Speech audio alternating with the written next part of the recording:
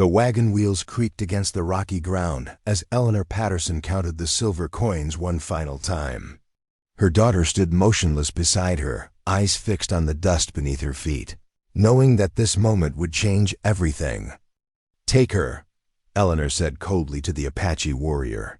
"She'll never find a decent husband anyway with that face." But when the young woman finally lifted her gaze, she found something in the warrior's eyes she had never seen before. Not pity, not disgust, but recognition of something valuable that others had failed to see.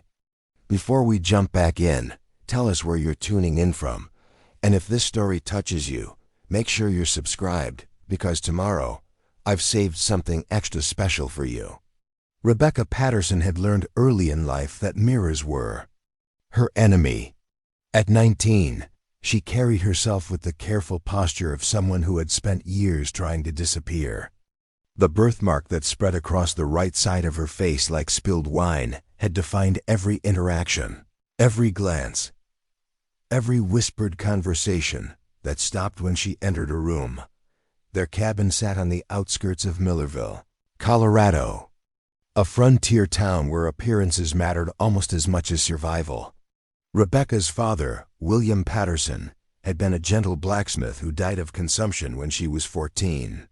His last words to his daughter were whispered promises that someone would see her true beauty someday. Eleanor Patterson had scoffed at such notions then, and 5 years later, her disdain had only deepened. "Rebecca, mind that you keep your hair pinned properly today," Eleanor commanded from her position at the kitchen window, where she could observe the neighbors' comings and goings. "The Morrison family will be at church, and I won't have you looking like some wild creature next to their daughters." The Morrison girls' golden-haired twins named Lily and Rose represented everything Rebecca was not. They moved through town like sunlight, drawing admiring glances and marriage proposals with equal ease. Their father owned the largest general store in 3 counties, and their mother held court among the town's social elite with the confidence of someone who had never known want or rejection. Rebecca nodded silently, her hands deep in the dishwater. The same routine played out every Sunday morning.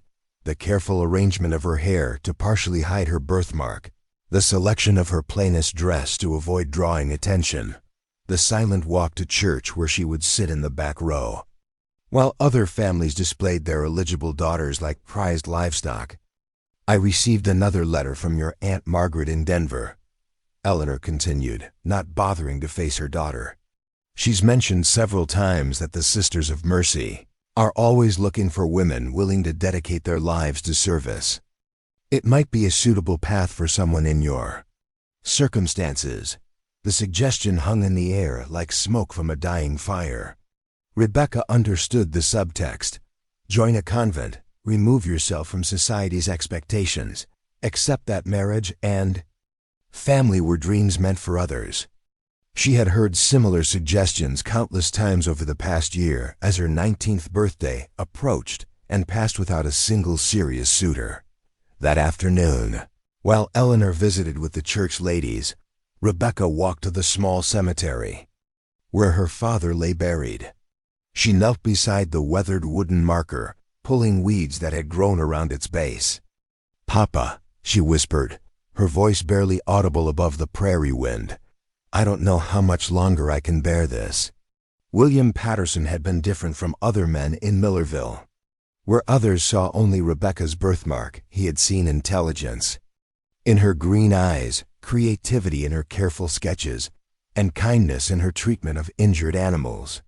He had taught her to read medical journals, sharing his belief that healing was a calling that transcended conventional beauty. "Your face tells a story of resilience," he used to say. "Some folks just need to learn how to read it properly." But her father's wisdom felt distant now, buried with him beneath 6 feet of Colorado soil. The living world operated by different rules, harsh, unforgiving standards that left no room for imperfection. Rebecca returned home to find Eleanor entertaining Mrs. Whitaker, the banker's wife, in their small parlor. The conversation stopped abruptly when she entered, the sudden silence heavy with unspoken judgment. "Rebecca, dear," Mrs. Whitaker said with false sweetness.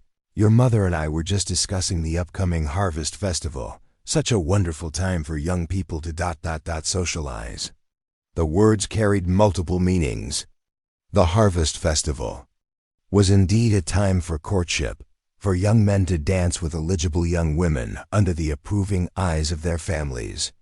For Rebecca, it would be another evening of standing against the wall, watching others live the life she longed for. I'm sure Rebecca will enjoy the music, Eleanor replied diplomatically, though her tone suggested otherwise. After Mrs. Whitaker left, Eleanor's diplomatic facade crumbled. I saw how she looked at you, she said bitterly. Pity mixed with relief. That her own daughters don't bear such difficulties. Rebecca began preparing dinner, hoping that activity might end the conversation. But Eleanor was just beginning. Do you understand the position you've put me in? Eleanor continued, her voice rising. I'm 43 years old, Rebecca. I should be planning your wedding, celebrating the birth of grandchildren, taking my place among the matrons of this community. Instead, I'm constantly explaining why my daughter remains unmarried, making excuses for your condition. The word condition struck Rebecca like a physical blow, as if her birthmark were some contagious disease rather than simply an accident of birth. Even old Mr. Henderson withdrew his interest. Eleanor pressed on relentlessly. A 60-year-old widower with 3 children and debts up to his neck, and he couldn't see past your face long enough to consider the practical advantages of the match. Rebecca's hands trembled as she sliced vegetables for their evening stew. Mr. Henderson had indeed shown initial interest, largely because Eleanor had implied that Rebecca would bring a modest dowry to the marriage. But one close look at her birthmark during a carefully arranged encounter at the general store had ended his attentions immediately. Mother, perhaps if we moved to a larger city, Rebecca began tentatively. And what? Eleanor snapped. Start over somewhere else where they have even higher standards? At least here people know your father was respectable. In Denver or San Francisco, you'd be just another unmarriageable woman with a disfigured face. The cruelty of the words was made worse by their casual delivery. Eleanor spoke of her daughters' appearance as one might discuss a broken piece of furniture, something unfortunate, but ultimately worthless. That evening, Rebecca sat by her bedroom window, watching the sunset paint the mountains in shades of gold and crimson. She thought about her father's medical journals, still hidden beneath her mattress, filled with illustrations of surgical procedures and descriptions of healing techniques.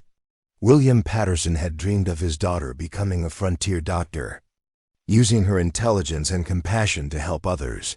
Healing hands matter more than a pretty face, he had often said, but such dreams seemed impossible now. Medical schools didn't accept women, especially not women whose appearance might disturb patients or colleagues. Even the informal role of town healer typically went to respected matrons, women whose reputations were built on successful marriages and social standing. A knock at the front door interrupted her brooding. Rebecca heard Eleanor's voice mixing with that of a man rough, unfamiliar, speaking with an accent that suggested he wasn't from Millerville. Curiosity overrode caution, and she crept closer to the parlor to listen. Name's Jake Morrison, the man was saying. I trade with the Apache down south, and I heard you might have something for them. Rebecca's breath caught. This wasn't Morrison, who owned the general store. This man's voice carried the weathered roughness of someone who lived on the frontier's edge. Indeed I do, Eleanor replied, her tone businesslike. Though I should warn you, the merchandise has certain imperfections. They were discussing her like a piece of livestock. Rebecca pressed closer to the door, straining to hear every word. Apache don't care much about white folks' beauty standards, Morrison replied with a chuckle. They judge worth different than we do. Girl who can work, who've got some education, that's valuable to them. Especially if she's willing to learn their ways. She's educated, Eleanor confirmed.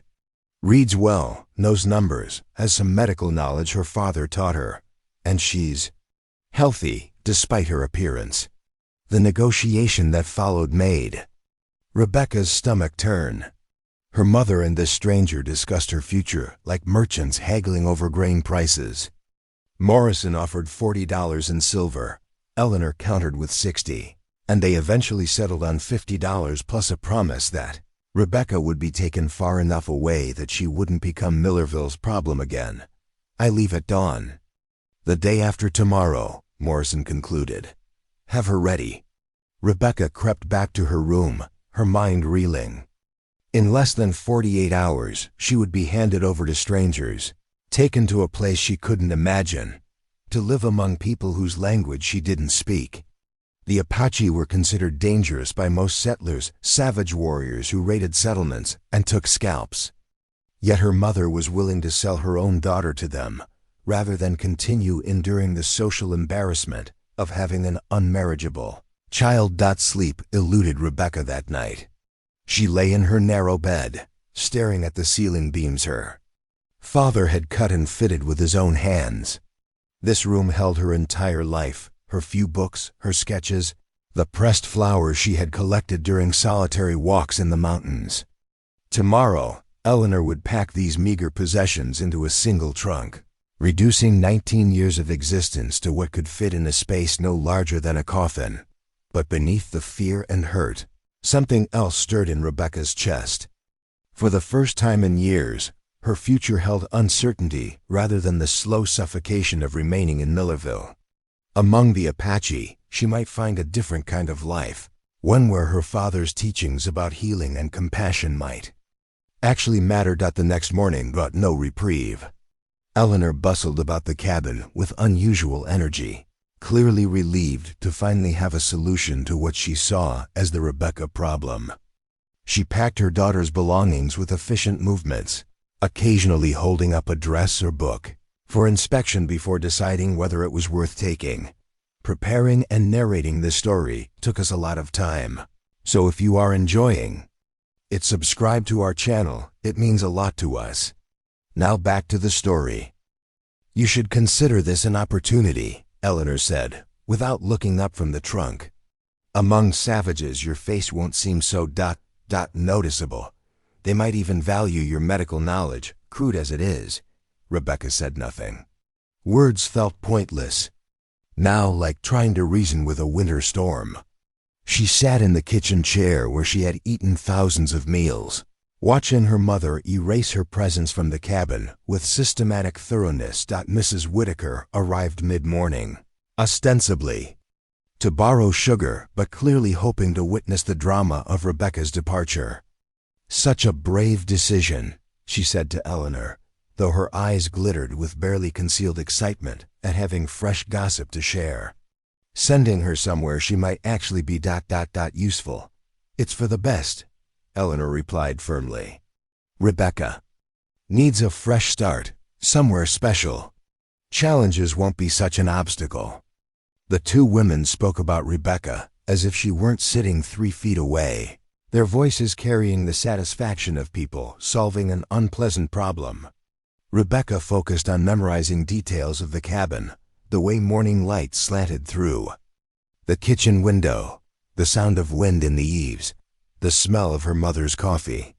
These sensory memories would have to sustain her in whatever life awaited among the Apache. That afternoon, Rebecca walked once more to her father's grave. She knelt in the prairie grass, placing her hand on the wooden marker, and made a silent promise. Whatever happened next, she would honor his belief that her worth extended far beyond her appearance. She would use the knowledge he had given her, the compassion he had modeled, the strength he had insisted she possessed. As the sun set over the Colorado mountains, for what might be the last time she would see it from this place, Rebecca Patterson prepared to become someone entirely new. The woman who woke tomorrow would still carry the birthmark that had defined her entire life, but she would also carry something else, the possibility that somewhere in the vast territory ahead, she might finally discover what her father had always seen in her. The future stretched before her like an unmapped territory, terrifying and infinite with possibility. Dawn broke, gray and cold over Millerville, matching Rebecca's mood as she stood beside the loaded wagon. Jake Morrison checked his supplies one final time, while Eleanor counted the silver coins with obvious satisfaction. The transaction felt surreal, her own mother selling her like cattle at the market. "Time to go, miss," Morrison said gruffly. Not unkindly. He was a weathered man in his 50s, with leathery skin and intelligent eyes that had seen more of the frontier than most. His clothing was practical rather than fashionable, designed for long journeys through unpredictable territory. Rebecca climbed onto the wagon seat without looking back at Eleanor. She had said her goodbyes the night before, awkward, stilted words that failed to bridge 19 years of disappointment and resentment. Eleanor stood in the doorway watching them depart, but Rebecca detected relief rather than sorrow in her mother's posture. The wagon lurched forward, wheels creaking against the rutted road that led south from Millerville. Rebecca gripped the wooden seat, fighting waves of nausea that had nothing to do with the bumpy ride. Behind her lay everything familiar, however painful. Ahead stretched unknown territory populated by people her culture had taught her to fear. "Never been this far from home, have you?" Morrison observed after they had traveled several miles in silence. "No, sir."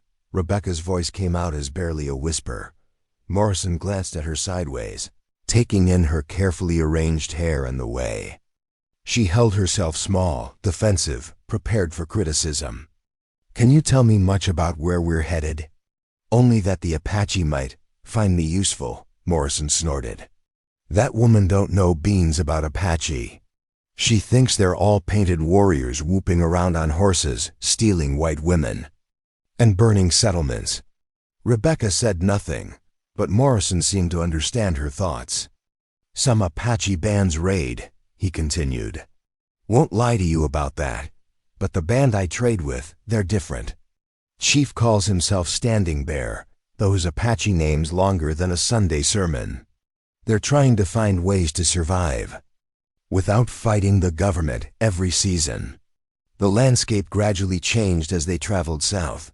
Rolling hills gave way to broader valleys, and the vegetation grew sparse and hardy. Rebecca had never seen a country like this: vast, empty spaces that seemed to stretch beyond the horizon. The silence was profound, broken only by the wagon wheels and Morrison's occasional comments about landmarks or weather signs. On their first night, they camped beside a stream that Morrison called Willow Creek. While he tended the horses, Rebecca attempted to prepare their evening meal from the supplies Eleanor had packed. Her hands shook as she worked, making simple tasks unnecessarily difficult. "You afraid of me?" Morrison asked bluntly as they sat around their small campfire. The question caught Rebecca off guard. I don't know." "Fair enough. Your man probably told you all sorts of stories about men like me, rough traders who deal with Indians and can't be trusted around decent women." Rebecca stared into the fire, unsure how to respond. "I got a daughter about your age," Morrison continued. "Lives in California with her husband. Got 2 babies of her own. When I look at you, I see her young woman thrown into circumstances she didn't choose, trying to make the best of things." This unexpected kindness almost broke Rebecca's composure. She blinked rapidly, fighting tears that had been building since yesterday morning. "The Apache you're going to," Morrison said gently. "They ain't monsters. They got their own ways, their own laws, but they understand family and loyalty and taking care of folks who need protection. Chief Standing Bear lost his first wife to smallpox a few years back. He's been alone since then, focused on keeping his people safe. My mother said he bought me." Morrison shook his head. "Apache don't think about marriage the way white folks do. What I offered Standing Bear was a chance to meet someone who might choose to join his band. You got skills they need: reading, writing, some medical knowledge. Among Apache, useful skills matter more than what folks look like." That night, Rebecca lay beneath a canopy of stars more brilliant than any she had seen in Millerville. The vastness of the sky made her feel simultaneously insignificant and part of something larger than herself.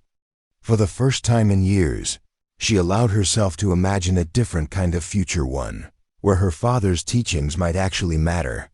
The second day brought them into a rougher country. Mesas rose like ancient fortresses from the desert floor, their red stone walls carved by countless years of wind and water. Morrison pointed out animal tracks, identified distant mountains, and shared stories of his trading expeditions that painted a complex picture of frontier life. "Apache know this land like you know your own cabin," he explained as they navigated a narrow canyon. "Every water source, every game trail, every place to shelter from storms. They have been here longer than anyone can remember, and they understand how to live with the land instead of fighting it." Rebecca found herself fascinated despite her fears. Her father had taught her to observe natural phenomena, to notice patterns in weather and animal behavior. This harsh, beautiful landscape operated by rules she didn't understand, but she could sense the logic underlying its apparent chaos. On their third evening, Morrison spotted smoke rising from behind a distant ridge. "Apache signals," he said, studying the patterns. "They know we're coming." Rebecca's stomach clenched with fresh anxiety. After 3 days of travel, the abstract idea of living among Apache was becoming concrete reality. "What should I expect?" she asked. Morrison considered the question carefully. "Curiosity mostly. You'll be the first white woman many of them have seen up close. Some might be suspicious. White soldiers have caused plenty of trouble for Apache families. But Standing Bear vouched for this arrangement, and his word carries weight." Asterisk. They camped early that evening, and Morrison spent considerable time checking his trade goods and organizing his appearance. "First impressions matter with Apache," he explained. "They respect people who show proper respect in return." "What about me?" Rebecca asked, suddenly conscious of her travel-stained dress and disheveled hair. "Be yourself," Morrison advised. "Apache value honesty above almost everything. Else, they can spot false pretenses from miles away." That night, Rebecca barely slept. Tomorrow would determine the course of her entire future, and she had no control over the outcome. Everything depended on whether an Apache chief would find her worthy of acceptance into his band. The morning of the fourth day dawned clear and bright. As they crested a final ridge, Rebecca saw the Apache camp spread out in a valley below dozens of hide dwellings arranged in precise patterns. Smoke rising from cooking fires, people moving about their daily activities with purposeful efficiency. "Beautiful, ain't it?" Morrison said softly. "They call this place the Valley of the Three Springs. Been Apache territory for generations beyond counting." Rebecca stared at the scene below, trying to reconcile it with the savage encampments she had imagined. This looked like a well-organized community, not a collection of wild warriors. Children played games between the dwellings, while women worked at various tasks and men tended horses in ropes. CORRALS. As their wagon descended into the valley, people began to take notice. Children ran alongside their wheels, chattering in rapid Apache. Women paused in their work to watch their approach. Warriors emerged from lodges, their faces alert but not hostile. Morrison brought the wagon to a halt near the largest dwelling, distinguished by painted symbols and elaborate decorations. A man emerged from within, tall, muscular, with graying hair braided with feathers and beads. His clothing was finely made, combining traditional Apache elements with trade goods that spoke of prosperity and far-reaching connections. This was clearly Standing Bear, though he looked nothing like Rebecca's expectations. His face showed intelligence and dignity rather than savage wildness. When his dark eyes met hers, she saw not cruelty, but careful assessment, as if he were trying to understand what manner of person had come to his territory. Morrison climbed down from the wagon and approached Standing Bear with obvious respect. They clasped hands in greeting, then began a conversation in a mixture of Apache, Spanish, and English. Rebecca caught fragments references to trade goods, weather conditions, and mutual friends from previous encounters. Other members of the band gathered around, maintaining respectful distances but clearly curious about the white woman in Morrison's wagon. Rebecca felt exposed under their collective gaze, conscious of every difference between herself and these people who might become her new community. An older woman approached the wagon with confident steps. Her gray hair was elaborately braided, and her clothing marked her as someone of importance within the band.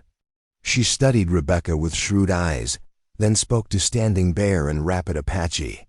"This is Bright Moon," Morrison translated quietly. "She's Standing Bear's sister and one of the band's most respected women. She's asking about your skills and temperament." Rebecca found her voice at last. "Please tell her I can read and write, do basic medical work, and I'm willing to learn whatever she thinks I should know." Morrison translated, and Bright Moon's expression softened slightly. She approached closer, reaching up to touch Rebecca's hand where it gripped the wagon seat. When Rebecca didn't pull away, Bright Moon smiled and said something that made several onlookers chuckle. "She says you have steady hands," Morrison explained. "Good for healing work." Standing Bear stepped forward and addressed Rebecca directly in careful English. "Morrison speaks well of you. Says you understand plant medicine, can teach Apache children white man's writing." "Yes, sir," Rebecca replied, her voice stronger. Then she felt, "You come freely?" Standing Bear asked, his eyes searching her face. "No family force you to leave?" The question cut deeper than he could know. Rebecca glanced back toward Morrison, who nodded encouragingly. "I choose to come," she said simply. Standing Bear nodded slowly. "Apache way choice belongs to woman. You stay, you learn our customs. You decide this life is not for you. Morrison take you to mission settlement when next he trade." The offer of escape surprised Rebecca. She had expected to be trapped, forced into whatever arrangements her mother had made. Instead, Standing Bear was offering her genuine choice: stay and adapt, or leave when circumstances allowed. Bright Moon spoke again, gesturing toward one of the smaller dwellings near the camp's edge. "She offers you a place to rest," Morrison translated. "Time to decide if our ways suit you." Rebecca climbed down from the wagon on unsteady legs. The ground felt strange beneath her feet after 4 days of travel, but something else made her feel unbalanced, the complete absence of hostility or disgust from these people examining her birthmark. They looked at her with curiosity, assessment, even kindness, but none of the revulsion she had encountered her entire life in white society. Standing Bear gave instructions to several young men, who began unloading Rebecca's trunk from Morrison's wagon. Her few possessions looked pitifully small in this new context, but no one seemed to judge her by what she owned rather than who she was. "I leave you here now," Morrison said quietly as Bright Moon gestured for Rebecca to follow her. Standing Bear's a good man, and his people honor their promises. Give this life a fair chance, might surprise you how much you accomplish. Rebecca nodded, unable to speak past the tightness in her throat. Morrison had been kind when he could have simply delivered her like cargo, and his departure would leave her truly alone among strangers. As Bright Moon led her toward the dwelling that would serve as her temporary home, Rebecca caught sight of her reflection in a metal water vessel outside someone's lodge. The birthmark remained as prominent as ever, but for the first time in her life, she was surrounded by people who seemed to see past it to something else, something potentially valuable rather than shamefully defective. The dwelling Bright Moon showed her was small but carefully constructed, with walls of tanned hide stretched over a wooden frame. The interior was dim and cool, furnished with sleeping furs, storage baskets, and other necessities of Apache life. Everything was clean and well-maintained, suggesting that Rebecca's temporary quarters had been prepared with thought and care. Bright Moon pantomimed instructions about the dwelling's use, pointing to various items and repeating their Apache names. Rebecca attempted to memorize the words, though their pronunciation felt foreign on her tongue. When Bright Moon smiled at her efforts, Rebecca realized she was experiencing something entirely new: patient teaching without criticism or mockery. As the older woman prepared to leave, she paused at the entrance and spoke in slow, careful English. You ... safe here, we ... watch over. The simple promise hit Rebecca with unexpected force. For the first time since her father's death, someone was offering protection rather than merely toleration.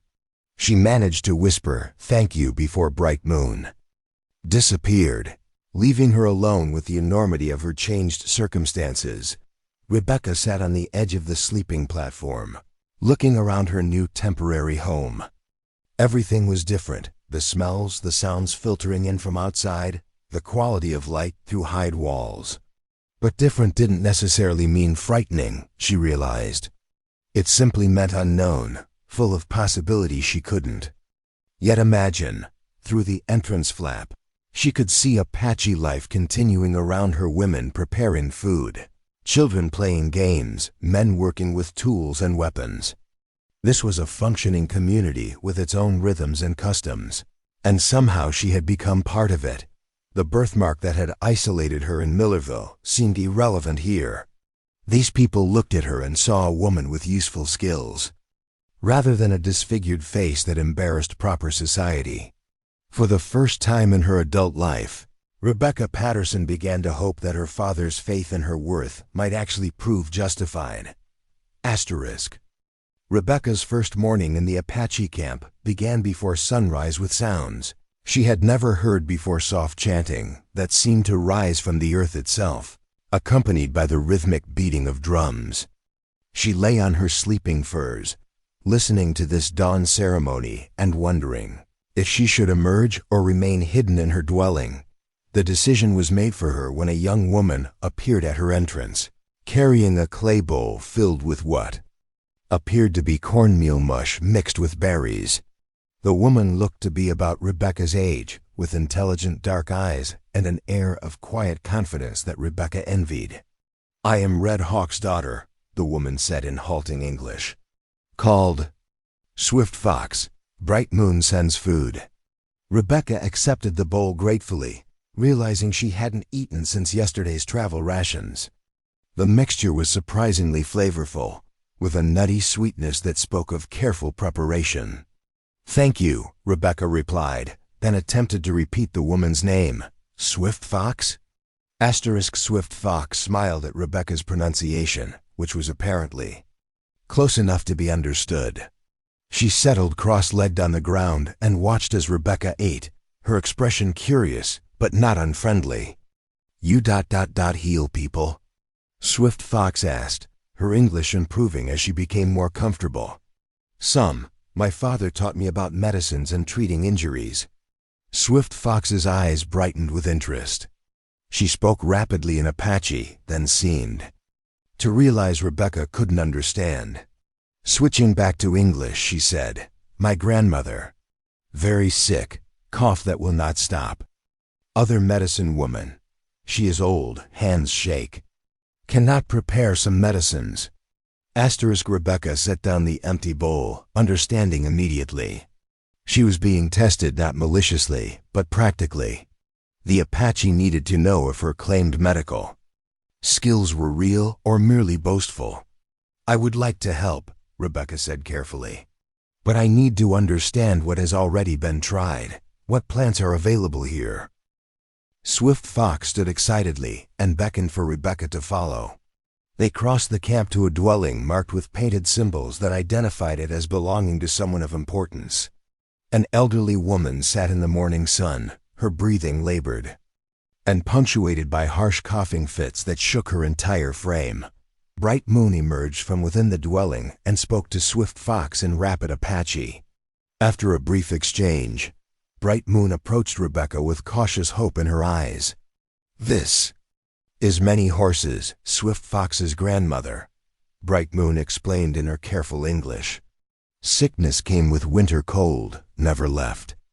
Rebecca knelt beside the elderly woman, observing her symptoms with the systematic approach her father had taught her. Many Horse's breathing was shallow and wheezy, her skin had a grayish pallor, and her cough produced thick, discolored phlegm. These signs pointed to a lung infection that had become chronic. "May I listen to her chest?" Rebecca asked. Bright Moon translated, and Many Horses nodded weakly. Rebecca placed her ear against the woman's back, listening to the rattling sounds that confirmed fluid in the lungs. Her father had described this condition in his medical journals, dangerous if left untreated, but potentially manageable with the right combination of treatments. "I need to see what plants grow near here," Rebecca said, standing. "And I need to prepare a steam treatment to help clear her lungs." Swift Fox volunteered to guide Rebecca to areas where medicinal plants might be found.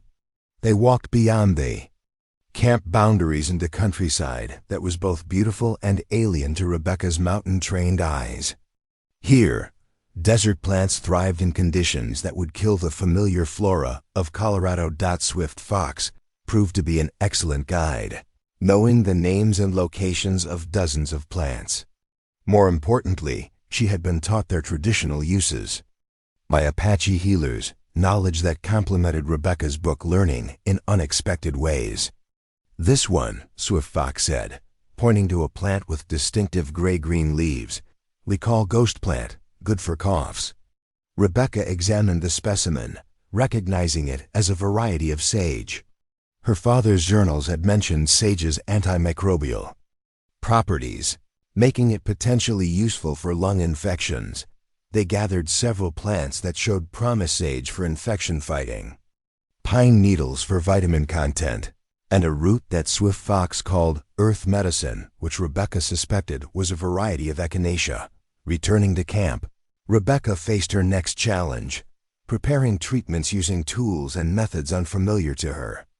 The Apache cooking area contained large clay vessels, grinding stones, and fire pits designed for community use. Several women worked there, preparing the day's meals with efficient movements born of long practice. Bright Moon spoke to these women, apparently explaining Rebecca's purpose. Their initial skepticism was evident, but curiosity won out when Rebecca began grinding the medicinal plants with techniques that differed from their traditional methods. "In my father's books," Rebecca explained to Swift Fox, who translated for the others, "grinding plants this way releases more of their healing properties." The women gathered around to watch as Rebecca prepared a steam treatment, heating water in a large clay pot and adding the ground plants to create aromatic vapors. When she demonstrated how Many Horses should breathe the medicated steam, the elderly woman's relief was immediate and visible. Over the next several hours, Rebecca administered 3 steam treatments and prepared a tea from the remaining plant materials.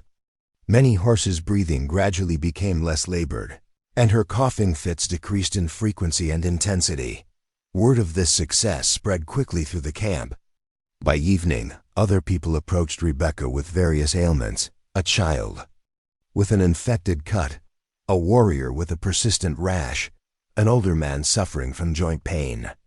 Each case presented different challenges, but Rebecca found that combining her father's systematic approach with Apache plant knowledge yielded better results than either method alone. Standing there, observed these activities from a respectful distance, occasionally conferring with Bright Moon or other elders. Rebecca was conscious of his scrutiny, but tried to focus on her patients rather than worry about making impressions. As darkness fell, the community gathered around several large fires for their evening meal. Rebecca hesitated at the edge of this social gathering, uncertain of her place in the group dynamics. Swift Fox solved her dilemma by approaching with a bowl of stew and gesturing for Rebecca to sit beside her.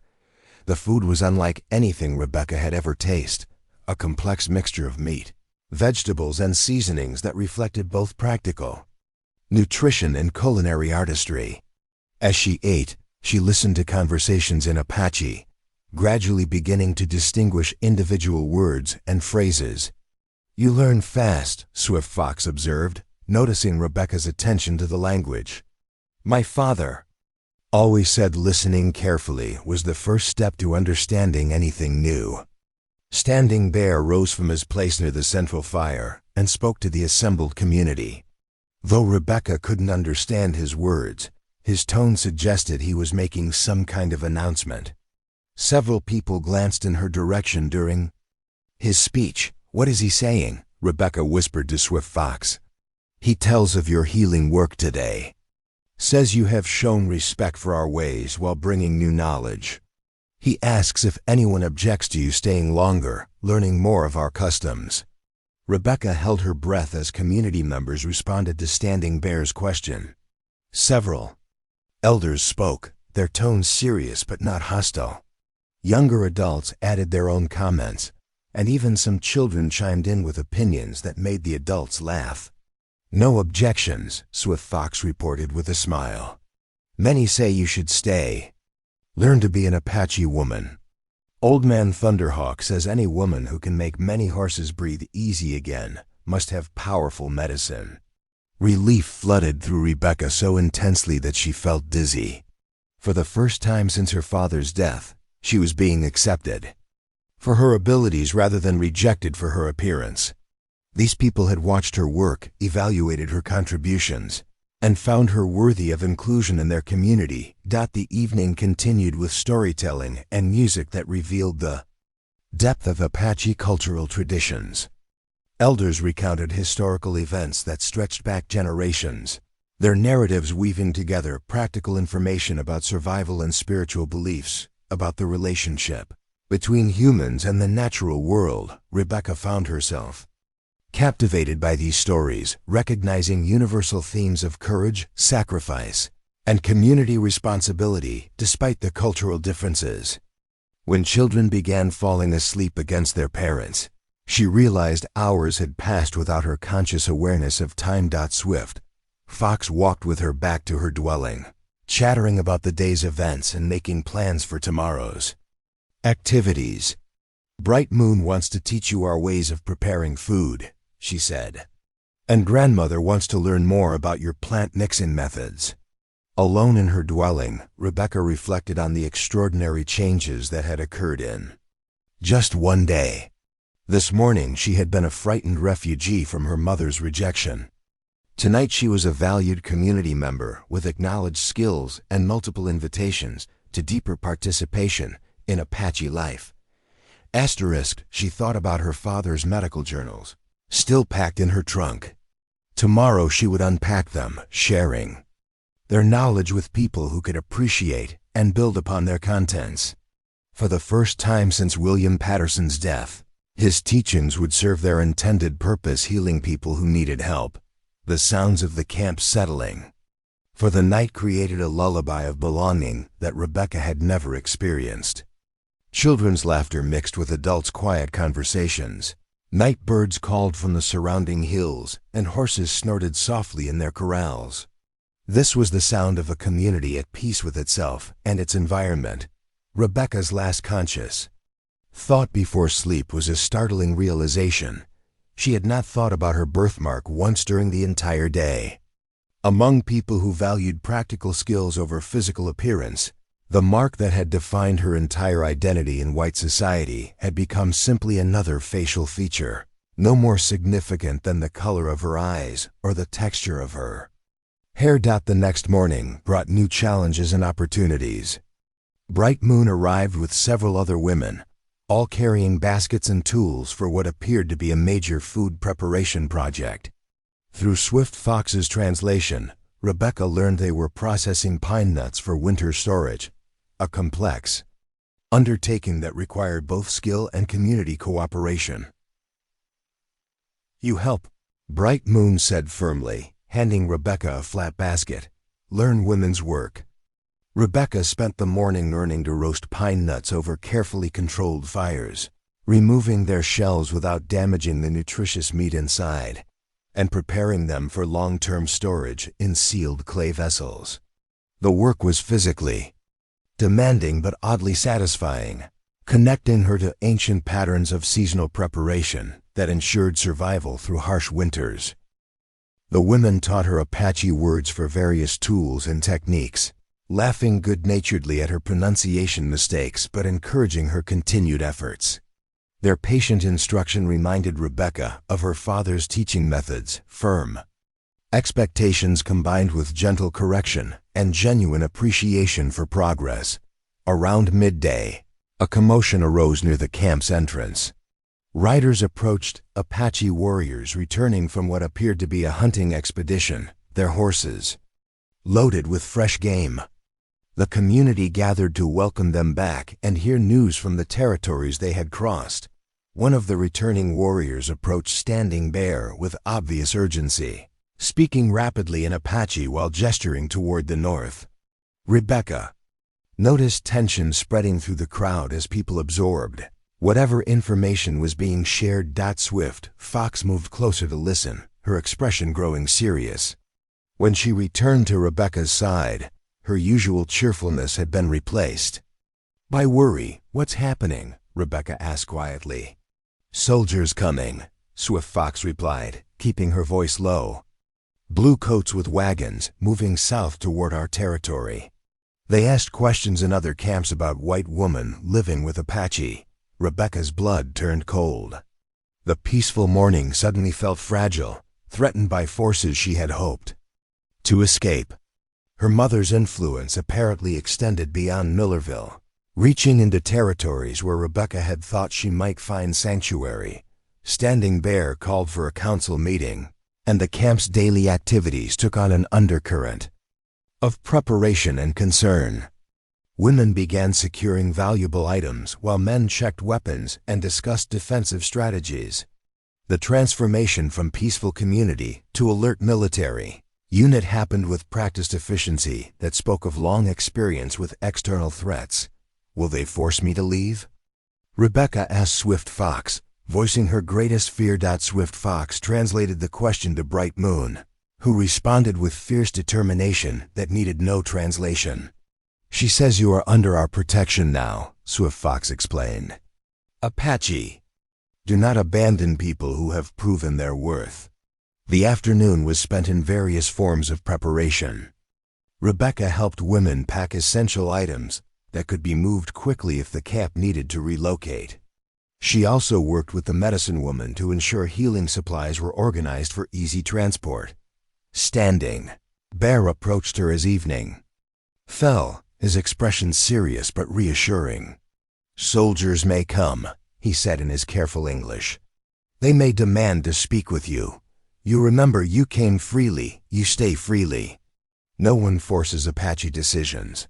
What should I tell them?" Rebecca asked. "Truth," Standing Bear replied simply. "Truth is always the strongest weapon."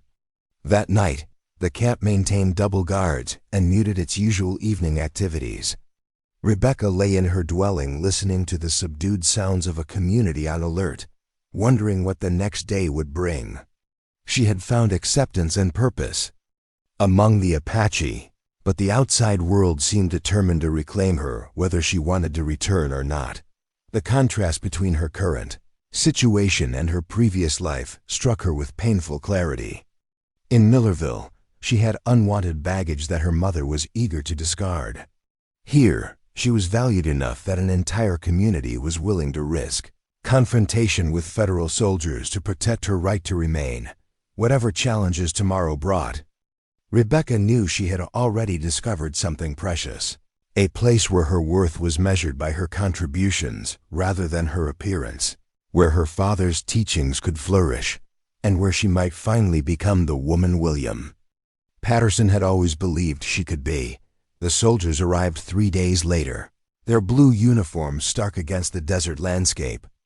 Rebecca watched from inside Bright Moon's dwelling as a column of 20 cavalrymen approached the camp, their rifles ready but not aimed. Leading them was a young officer whose crisp appearance suggested he was new to frontier duty. Standing Bear emerged to meet them with 4 of his senior warriors, all dressed in their finest clothing to demonstrate both dignity and strength.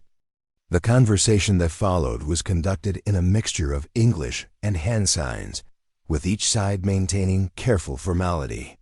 "I am Lieutenant Marcus Webb," the officer announced, his voice carrying across the camp. "I'm searching for a white woman named Rebecca Patterson, believed to be held captive by this band." "No captives here," Standing Bear replied calmly. "All people stay by choice." Lieutenant Webb dismounted and surveyed the camp with obvious skepticism. His gaze lingered on the well-organized dwellings, the peaceful activities of women and children, and the absence of any signs of violence or coercion. "Her mother, Mrs. Eleanor Patterson, has filed official complaints claiming her daughter was kidnapped and sold into slavery," Webb continued. "I'm authorized to investigate these allegations and secure the woman's release." Rebecca felt Swift Fox's hand on her arm, offering silent support. Through a gap in the dwelling's wall covering, she could see the tension in the gathered Apache faces. This confrontation threatened not just her own future, but the carefully maintained peace between Standing Bear's band and the federal government. "You may speak with all women in camp," Standing Bear offered.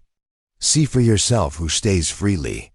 Lieutenant Webb accepted this proposal, though his manner suggested he expected to find evidence supporting Eleanor's claims. He began a systematic inspection of the camp, accompanied by Standing Bear and observed by curious Apache citizens who had never seen federal soldiers behave with such restraint. When Webb approached Bright Moon's dwelling, Rebecca made her decision. She emerged before he could call for her, walking with the steady gait her father had taught her, head high, shoulders straight, showing neither defiance nor submission. "Lieutenant Webb," she said clearly, "I am Rebecca Patterson." The officer stared at her in obvious surprise. Rebecca's appearance had changed dramatically during her weeks with the Apache. Her skin was bronzed from desert sun, her hair was braided in Apache style with beaded ornaments, and her clothing combined traditional elements with practical modifications she had devised herself. "Miss Patterson," Webb said, recovering his composure, "I'm here to escort you back to your family. Your mother is deeply concerned about your welfare." "My mother sold me to a trader for $50 silver, Rebecca replied evenly. She made it clear that my presence in her household was an embarrassment she could no longer tolerate. Webb's professional confidence wavered. Perhaps there was some misunderstanding. "No misunderstanding," Rebecca interrupted. "Eleanor Patterson wanted me gone, and she found a way to accomplish that goal while making a profit. I am grateful to her for inadvertently providing me with the opportunity to find a place where I am valued." The lieutenant glanced around the camp, noting the obvious prosperity and organization that contradicted his expectations of a savage encampment. "Miss Patterson, you appear to be unharmed, but living among hostile Indians places you in constant danger. Surely you would prefer to return to civilization?" "This is civilization," Rebecca said firmly. "These people have laws, customs, education, art, and medicine. They have welcomed me as a contributing member of their community rather than treating me as a burden to be endured." Swift Fox stepped forward, speaking in careful English. "Rebecca Patterson, teacher, shows us new healing ways, learns our plant medicine, makes strong medicine for sick people." Other Apache women approached, each sharing examples of Rebecca's contributions to their community. They spoke of her medical treatments, her willingness to learn their language and customs, and her integration into their daily lives. Their testimonies painted a picture of mutual respect and benefit that clearly surprised. Lieutenant Webb, Standing Bear, addressed the officer directly. "Apache law says women choose her path. Rebecca Patterson chooses to stay, learns our ways. We do not force, we do not hold captive. She is free to leave any time she wishes." "And do you wish to leave, Miss Patterson?" Webb asked, though his tone suggested he already knew the answer. Rebecca looked around the camp that had become her home, at the faces of people who had accepted her without reservation, at the work that gave her life meaning and purpose. "No, Lieutenant. I wish to remain here." Webb nodded slowly, clearly recognizing the sincerity of her declaration. "Very well. I'll need to file a complete report, including testimony from yourself and these people. The territorial governor will want detailed documentation." The formal interviews that followed revealed the depth of Rebecca's integration into Apache society. She demonstrated her medical knowledge by treating a soldier's infected wound, showed her language skills by translating complex conversations, and explained her role in teaching Apache children to read and write English. "Why is this education important to your people?" Webb asked Standing Bear during one interview session. "World-changing," the chief replied thoughtfully. "Apache must understand white man's law, white man's treaties, white man's promises. Children who speak both languages, read both writing systems, they help tribes survive what comes next." Webb spent 2 days in the camp, observing daily life and conducting interviews. His initial skepticism gradually gave way to grudging respect for the community's sophistication and Rebecca's obvious contentment with her chosen life. On his final evening, Webb approached Rebecca privately. "Miss Patterson, I must ask directly, are you certain this is the life you want? Once I file my report stating you're here voluntarily, it becomes much more difficult for outside authorities to intervene on your behalf." Rebecca considered the question carefully. "Lieutenant, in my previous life I was considered worthless because of my appearance. Here, I am valued for my abilities and character. Which situation would you choose?" Webb had no answer for that.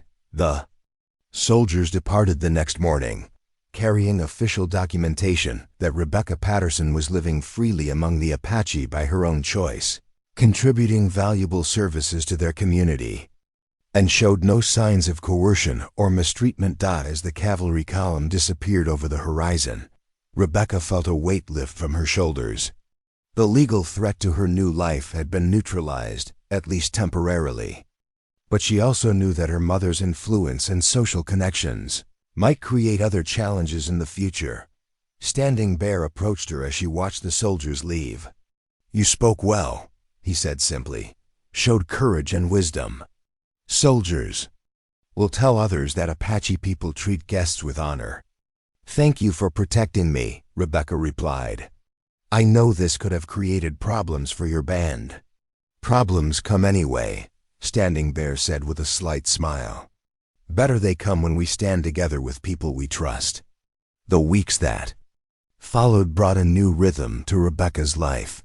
With the immediate threat resolved, she could focus entirely on deepening her integration into Apache society. Bright Moon began teaching her advanced food preservation techniques. Swift Fox introduced her to traditional crafts like pottery and weaving, and the camp's elder medicine woman shared secrets of plant lore that had been passed down through generations. Rebecca's medical practice also expanded. Word of her healing successes spread to other Apache bands, and people began traveling considerable distances to seek her treatments. She developed new techniques by combining her father's systematic approach with traditional Apache methods, creating hybrid treatments that proved more effective than either system alone. One afternoon, a young warrior named Gray Wolf brought his pregnant wife to Rebecca's dwelling. The woman, called Singing Bird, was experiencing complications that the traditional midwives couldn't resolve. Rebecca examined her carefully, recognizing signs of a breech presentation that could endanger both mother and child. "The baby is positioned incorrectly," Rebecca explained to Gray Wolf through Swift Fox's translation. "In my father's medical books, there are techniques for correcting this, but they require precise timing and careful handling." Gray Wolf's face showed his anguish. "Can you help her?" Rebecca nodded, though privately she felt the weight of responsibility. She had assisted with difficult births before, but always under her father's supervision. This time, she would be entirely responsible for the outcome. She spent the night preparing, reviewing every relevant passage in her father's journals, and consulting with the Apache midwives about their traditional approaches. By morning, She had developed a plan that incorporated elements from both medical traditions. The labor was long and difficult. Rebecca worked for hours, using manual techniques to gradually reposition the baby, while Singing Bird endured pain with stoic determination. Apache women gathered outside the dwelling, chanting prayers and offering spiritual support that sustained. Everyone through the ordeal. When the baby finally emerged healthy, crying lustily and bearing no signs of injury from the complicated delivery, a cheer arose from the assembled women. Grey Wolf wept openly as he held his son for the first time, and Singing Bird smiled through her exhaustion. "You have powerful medicine," the elder midwife told Rebecca afterward. "Your father's spirit guides your hands." Word of this successful delivery spread rapidly through the interconnected network of Apache bands. Rebecca's reputation as a healer grew beyond her immediate community, bringing requests for her services from increasingly distant groups. Standing Bear observed these developments with obvious satisfaction. "You become a bridge between worlds," he told Rebecca one evening. "Apache medicine and white medicine working together, creating something stronger than either alone." Rebecca nodded, understanding that her role was evolving beyond simple community membership toward something more significant.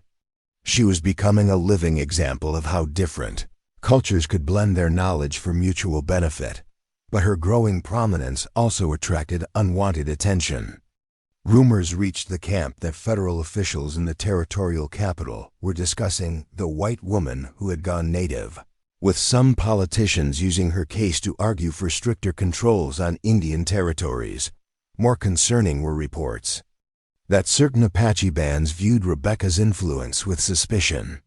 Some traditional warriors argued that white ways, even when helpful, represented dangerous contamination of pure Apache culture. These voices remained minority opinions, but they suggested potential future conflicts. Standing Bear called a council meeting to address these concerns.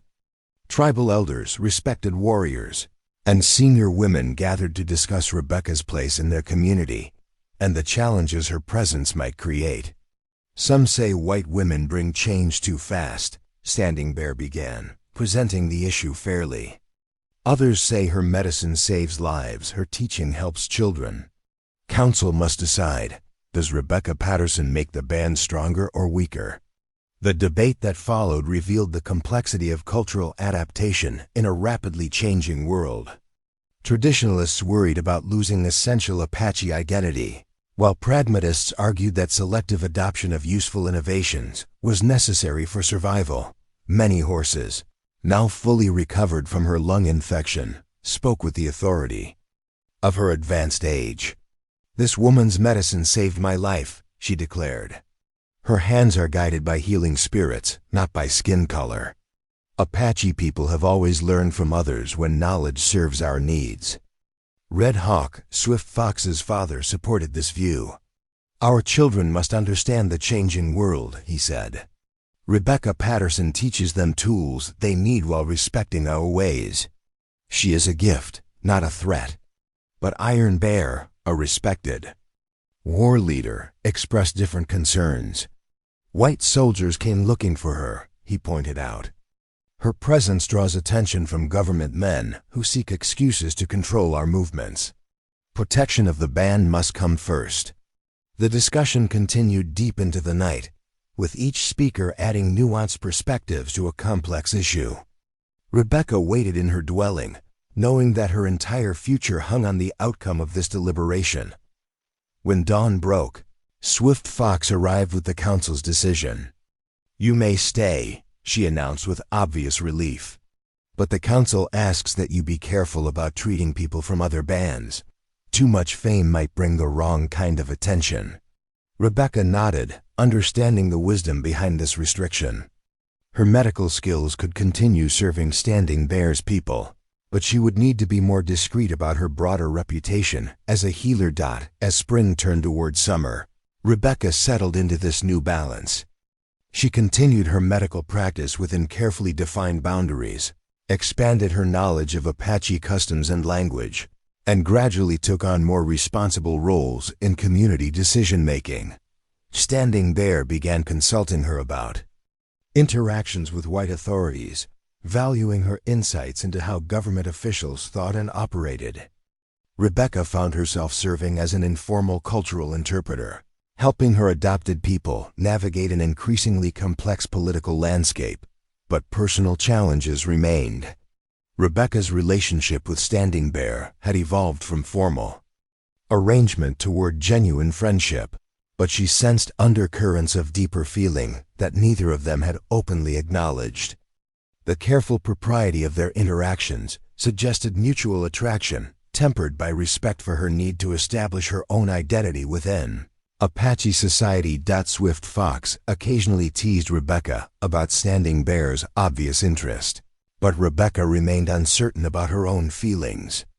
The trauma of her mother's rejection had left her wary of emotional vulnerability, even with people who had proven their acceptance and care. One evening, as Rebecca sat outside her dwelling working on a new medicine pouch, Standing Bear approached. With uncharacteristic hesitation, "Rebecca Patterson," he said formally, "I would speak with you about personal matters." Rebecca set down her work, her heart suddenly racing.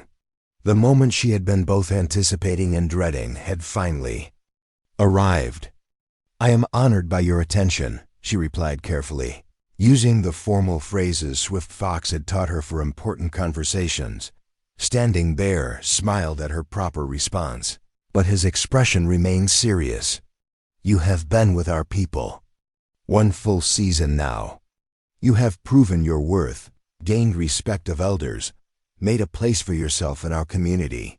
Rebecca nodded, waiting for him to continue. "I would ask ... Standing Bear paused, choosing his words carefully. "I would ask if you might consider a deeper connection. Not just a member of the band, but ... wife of Chief." The proposal hung in the air between them like morning mist, beautiful, fragile, transformative.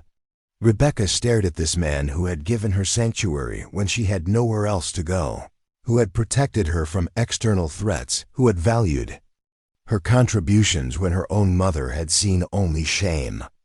"I am honored," she said softly, "but I need time to consider such an important decision." Standing Bear nodded with understanding. "Apache courtship requires patience," he said. "Time allows hearts to know their true desires." As he walked away, Rebecca realized that her new life had reached another crossroads. The frightened girl who had left Millerville was gone, replaced by a woman who had found her own strength and purpose. But choosing marriage to an Apache chief would commit her irrevocably to this world, closing forever any possibility of return to the life she had known. The choice was hers to make, and for the first time in her life, she had the freedom and confidence to make it on her own terms. The summer heat pressed down on the valley like a heavy blanket when the messenger arrived. Rebecca was teaching a group of Apache children to write their names in English when the writer's approach caused a stir throughout the camp. The man was Apache, but from a distant band, and his exhausted condition suggested he had traveled hard through dangerous territory. Standing Bear met the messenger at the camp's edge, their urgent conversation drawing concerned looks from community members. Rebecca noticed Swift Fox abandoning her pottery work to listen, her usually cheerful expression growing troubled as she caught fragments of the exchange. "What news?" Rebecca asked when Swift Fox approached the teaching circle. "Trouble coming from the east," Swift Fox replied quietly, mindful of the children nearby. "White settlers attacking Apache camps, claiming we steal their cattle. Army says they cannot control angry white men." Rebecca felt ice form in her stomach, despite the blazing heat. She had hoped the peaceful resolution with Lieutenant Webb would provide lasting stability, but frontier tensions apparently continued, escalating beyond official military control. Standing Bear called for an immediate council meeting, and Rebecca found herself included among the advisors, a recognition of her growing status that would have seemed impossible just months earlier. The messenger, after being given food and water, deliver his complete report to the assembled leaders. 3. Camps attacked in the past moon, he explained in Apache, which Swift Fox translated quietly for Rebecca. White men with painted faces like war parties. But we know they are settlers because horses are shod. Weapons are new army rifles. Why painted faces? Standing Bear asked. To blame Apache for their own raids, the messenger replied grimly. They attack settlements, then claim Apache did it. Makes excuse for the army to move against all bands. Rebecca understood immediately. This was a deliberate strategy to provoke conflict between Apache bands and federal forces, probably organized by settlers who wanted Apache land cleared for their own use. The painted faces would make identification impossible while creating false evidence of Apache aggression. How many dead? Asked Iron Bear, the war leader who had questioned Rebecca's presence months earlier. 7 warriors, 3 women, 2 children, the messenger reported.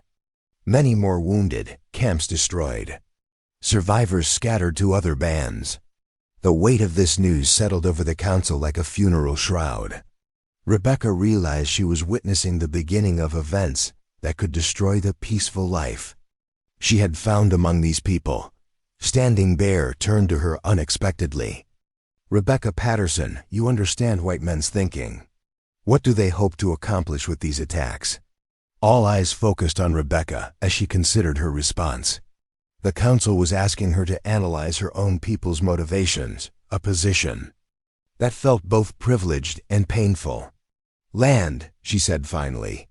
They want your territory for farms and ranches, but legal treaties protect your rights. If they can provoke you into fighting, they can claim self-defense and demand army protection. So we should not fight? Iron Bear asked, his tone skeptical. If you fight, you lose, Rebecca replied honestly. If you don't fight, you also lose. But more slowly. They're trying to force you into a choice between quick death and slow death. The brutal honesty of her assessment sparked heated debate among the council members. Some warriors argued for immediate retaliation, while elders counseled patience and careful planning. Rebecca listened to the discussion, understanding that her own fate was tied to whatever decision emerged from this deliberation.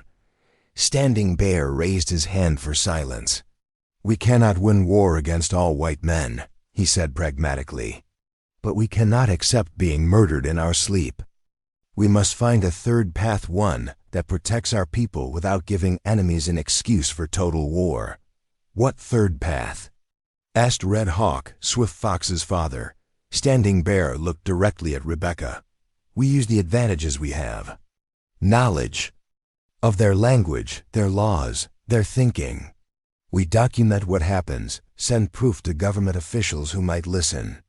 Rebecca realized he was proposing to use her as a bridge between worlds, not just as a healer or teacher, but as a political intermediary who could communicate Apache perspectives to white authorities in ways they might understand and accept. It's dangerous, she said carefully. If settlers realize I'm providing information that contradicts their stories, they might target this camp specifically. All choices are dangerous now, Standing Bear replied. Question is which danger serves our children's future. The council voted to pursue Standing Bear's cautious strategy.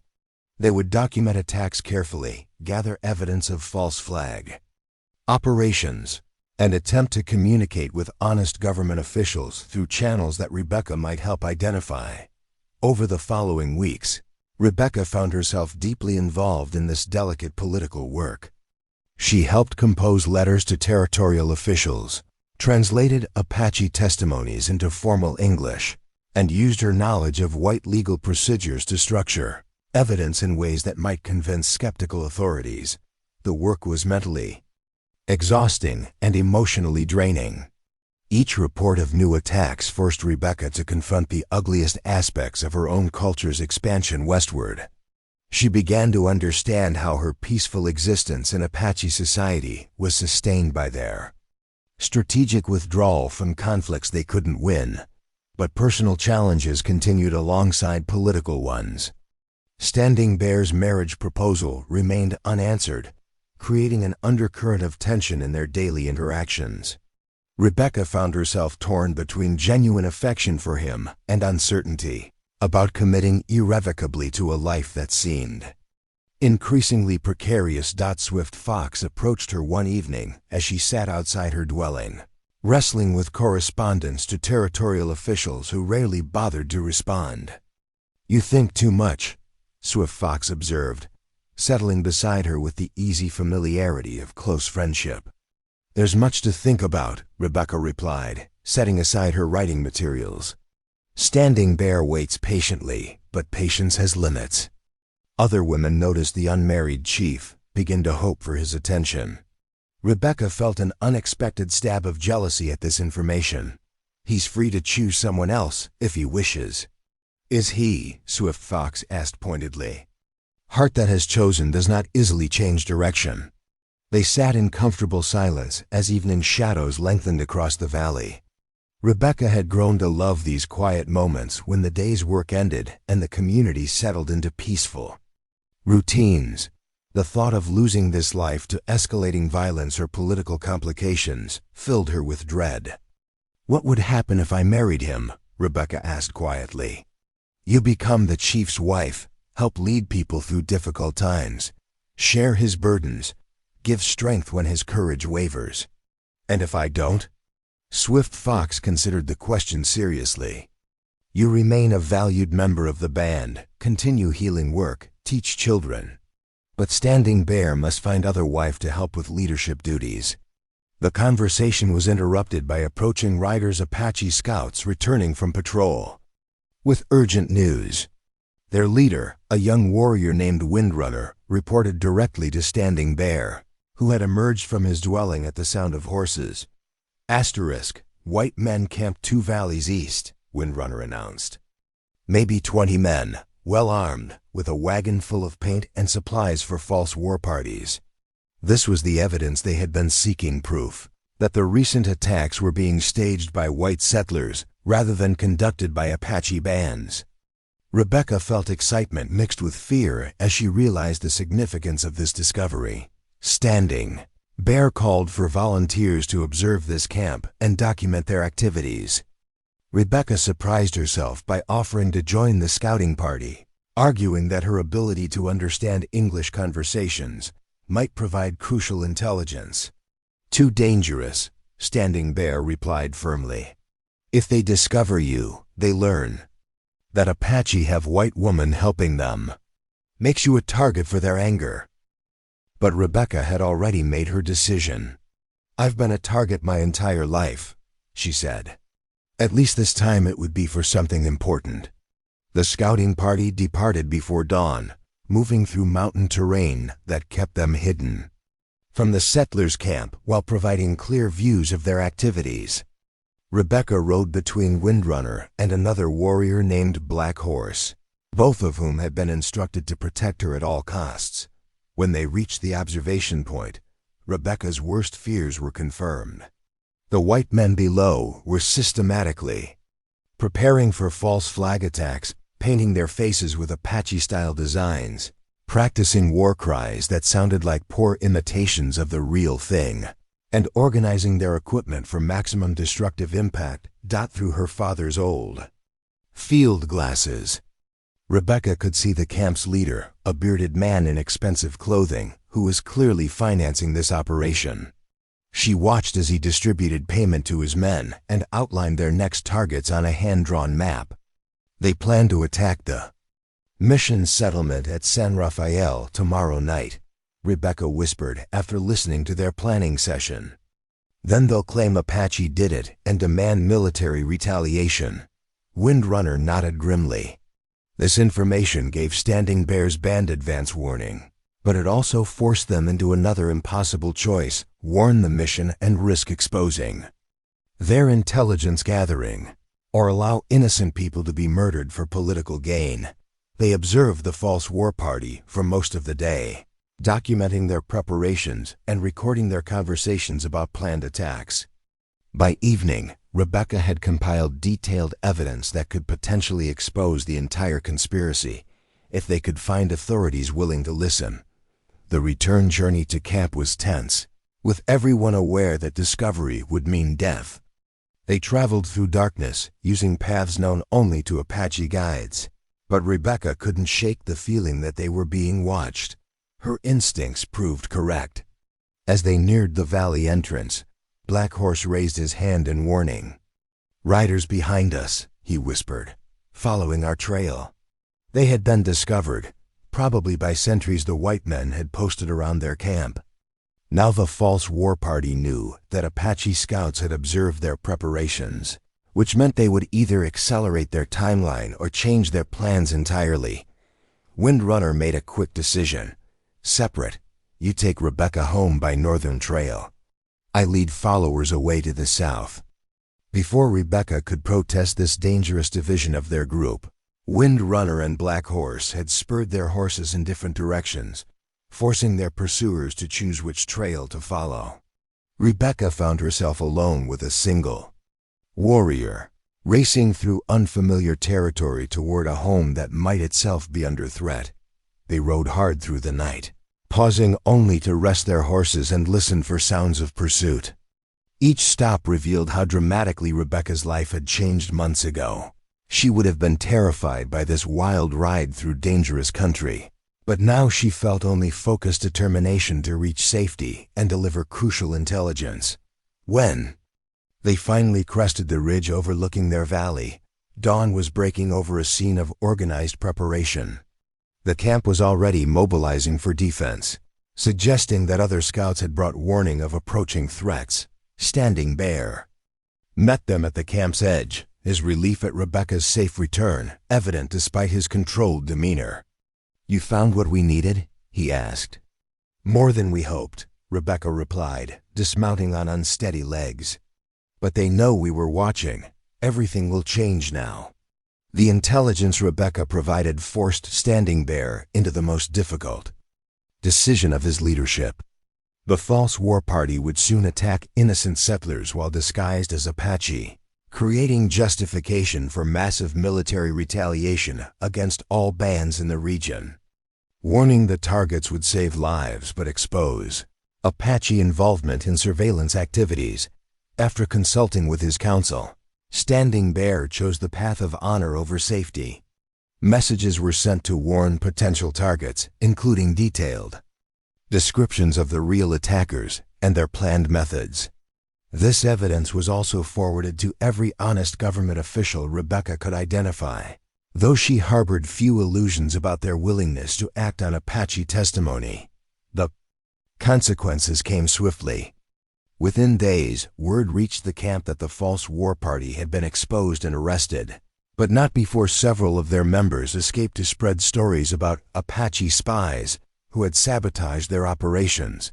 Rebecca's role in this intelligence gathering became known to hostile elements among the white settler community, making her a specific target for revenge. Standing Bear's band was also marked for retaliation, forcing them to consider immediate relocation to more defensible territory. As the community prepared for another forced migration, Rebecca finally understood the true cost of the life she had chosen. Her medical skills and cultural knowledge made her valuable to the Apache, but that same value made her dangerous to whites who preferred to see all Indians as irredeemable enemies. Standing Bear found her packing her medical supplies. One evening, her expression reflecting the weight of recent events. "You regret staying with us?" he asked quietly. Rebecca looked around the dwelling that had become her first real home, then at the man who had offered her protection when she had nowhere else to turn. "No," she said firmly. "I regret that the world makes choosing sides necessary." Standing Bear nodded, understanding the complexity of her position. Apache saying, "Strong tree bends in storm, weak tree breaks. You have learned to bend without breaking." "What happens now?" Rebecca asked. "We move to winter territory in high mountains. Safer there, but harder life. You sure you want to share such difficulties?" Rebecca realized this was his way of renewing his marriage proposal, offering her partnership. Not just in good times, but through the challenges that lay ahead. The frightened girl who had left Millerville would have been overwhelmed by such prospects, but the woman she had become felt ready to accept both the joys and burdens of the life she had chosen. "I'm sure," she said simply. Standing Bear smiled. The first genuine expression of happiness she had seen from him in weeks. "Then we face what comes together." As the camp prepared for their dangerous journey to winter territory, Rebecca packed away her father's medical journals alongside Apache, healing supplies, wedding herself to both traditions that had shaped her new identity. The migration ahead would test everything she had learned about survival, but she would face it as a full member of the community, rather than a protected outsider. The girl who had been sold because she was ugly had found not just acceptance, but love, purpose, and a people willing to risk their safety to protect her right to choose her own destiny. Whatever challenges lay ahead in the mountains, she would meet them with the strength of someone who had finally discovered her true worth. The wedding ceremony took place under a canopy of autumn stars, with the entire band gathered in a circle. Around the central fire, Rebecca wore a dress that Bright Moon and Swift Fox had spent weeks creating, soft white deerskin decorated with intricate beadwork that told the story of her journey from outsider to cherished family member. Each pattern held meaning: the eagle for courage, the bear for strength, the intertwining vines for the blending of two lives into one. Standing Bear appeared transformed for the occasion, wearing ceremonial regalia that had belonged to his grandfather. Shirt decorated with porcupine quills dyed in brilliant colors, leggings fringed with horsehair, and a magnificent headdress adorned with eagle feathers that caught the firelight like captured lightning. The ceremony itself differed dramatically from the Christian weddings Rebecca had witnessed in Millerville. Instead of a priest pronouncing sacred words, the community participated collectively in blessing the union. Elders shared stories of successful marriages, children scattered flower petals in the couple's path, and warriors demonstrated their approval through ceremonial dances that honored both bride and groom. Many horses, now fully recovered and serving as one of the band's most respected matriarchs, performed the central ritual. She bound Rebecca and Standing Bear's hands together with a cord woven from sacred grasses, speaking ancient words that called upon the spirits to bless their union with harmony, fertility, and enduring love. You are now one people, many horses, declared in Apache, then repeated in careful English for Rebecca's benefit. What strengthens one strengthens both. What threatens one threatens both. Walk together through all seasons. The celebration that followed lasted until dawn, with feasting, storytelling, and music that seemed to weave the entire community together. Enjoy. Rebecca found herself overwhelmed by the warmth and acceptance surrounding her, so different from the cold formality of white society's social gatherings. As the festivities wound down and people began retiring to their dwellings, Standing Bear led Rebecca to the large lodge that would serve as their married home. He had spent days preparing this space, arranging traditional furnishings alongside items that acknowledged Rebecca's unique background: a reading chair positioned near the fire, shelves for her medical supplies, and space for the small desk, where she conducted correspondence with territorial officials. "Are you content?" Standing Bear asked as they stood together in their new home, the sounds of the celebrating community fading outside. Rebecca looked around the lodge that represented everything she had never dared hope for: a place where she belonged completely, a partner who valued her mind as much as her appearance, a community that had embraced her despite every cultural difference. The contrast with her previous life felt almost impossible to believe. "More than content," she replied softly. "I feel like I'm finally where I was always meant to be." Standing Bear smiled, understanding the deeper meaning behind her words. Apache believe that spirits guide us to our true path, even when the journey seems impossible. Their first weeks of marriage unfolded during the band's preparations for winter migration to the high mountain territory. Rebecca threw herself into these activities with the enthusiasm of someone who had found her purpose, working alongside other women to preserve food, organize supplies, and prepare for the challenging journey ahead. The migration itself proved to be a test of endurance and cooperation that bonded the community even more tightly together. They traveled through increasingly rugged terrain, following ancient paths that required intimate knowledge of mountain geography. Rebecca rode beside Swift Fox during much of the journey, learning to read weather signs and identify edible plants that might supplement their provisions. "You ride like an Apache woman now," Swift Fox observed one afternoon as they navigated a particularly treacherous mountain pass. "Remember when you could barely stay on a horse?" Rebecca laughed, remembering her early struggles with Apache riding techniques. "Your people have been patient teachers. I had much to learn about everything." "Still learning," Swift Fox replied with a grin. "Marriage brings new lessons every day." The winter territory lay hidden in a high valley surrounded by snow-capped peaks that formed natural barriers against unwanted intrusion. The location had been used by Standing Bear's people for generations, chosen for its defensibility, reliable water sources, and sheltered microclimate that provided protection from the worst mountain weather. Setting up the winter camp required careful planning and hard physical labor. Rebecca worked alongside other women to construct insulated lodges designed to withstand months of snow and cold. She also established a new medical practice space, organizing her supplies and preparing for the health challenges that mountain isolation might bring. Their first major test came sooner than expected. A severe early blizzard struck just weeks after their arrival, trapping the entire band in their lodges for days while wind and snow raged outside. Food supplies became critical, heating materials ran low, and several elderly community members developed respiratory problems that threatened to become life-threatening. Rebecca found herself working around the clock, treating patients by firelight, while the storm howled outside. She combined her father's systematic medical approaches with Apache healing traditions, creating treatment protocols that proved remarkably effective under extreme conditions. Standing Bear supported her efforts by organizing community resources and maintaining morale during the crisis. Rebecca watched him move through the camp, checking on families, distributing supplies, and offering encouragement with the quiet authority that made him an effective leader. "How do you stay so calm?" Rebecca asked one evening as they collapsed, exhausted in their own lodge after another day of crisis management. "Fear serves no purpose," Standing Bear replied thoughtfully.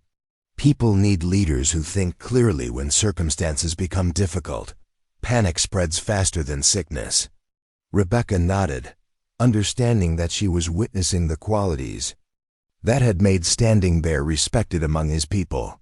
His combination of practical wisdom and emotional stability provided an anchor for the community during uncertain times. When the blizzard finally ended, they emerged to find their valley transformed into a winter wonderland of pristine snow and crystalline air. But they also discovered that several other Apache bands had sought shelter in neighboring valleys, creating an unexpected gathering that brought both opportunities and challenges. Among the arriving groups was a band led by Chief Iron Wolf, a fiel traditionalist who viewed any accommodation with white society as a dangerous compromise. Iron Wolf's people had suffered recent attacks from settler militias and harbored deep suspicions about Rebecca's presence among Standing Bear's band. Tension became apparent during an interband council meeting called to coordinate winter survival strategies. Iron Wolf listened politely as Standing Bear described their successful integration of white medical knowledge with traditional healing practices, but his expression remained skeptical. "This white woman brings attention from soldiers and settlers," Iron Wolf finally said. "Her presence puts all bands at risk." Standing Bear responded calmly but firmly. "Rebecca Patterson has proven her loyalty through her actions. She has saved Apache lives, learned our customs, and chosen to share our dangers rather than seek safety among her own people. Today, she chooses Apache Iron Wolf replied. Tomorrow, when life becomes too difficult, she may choose differently. White people cannot be trusted to remain loyal when circumstances test their resolve. The debate that followed revealed fundamental disagreements about how Apache bands should respond to increasing pressure from white expansion. Some leaders advocated complete resistance, others favored strategic accommodation, and still others proposed retreat to more remote territories where contact might be avoided entirely. Rebecca listened to these discussions with a growing understanding of the impossible position facing all native peoples. Every choice involved significant risks, and the consequences of wrong decisions could mean extinction for entire communities. What do you think we should do? Standing Bear asked her privately after one particularly heated council session. Rebecca considered the question carefully, aware that her answer might influence major decisions affecting hundreds of lives. Survival requires adaptation, she said finally. But adaptation doesn't mean abandoning what makes you who you are. Your people have valuable knowledge, strong traditions, and legitimate rights to this land. The challenge is finding ways to preserve those while dealing with forces you can't control.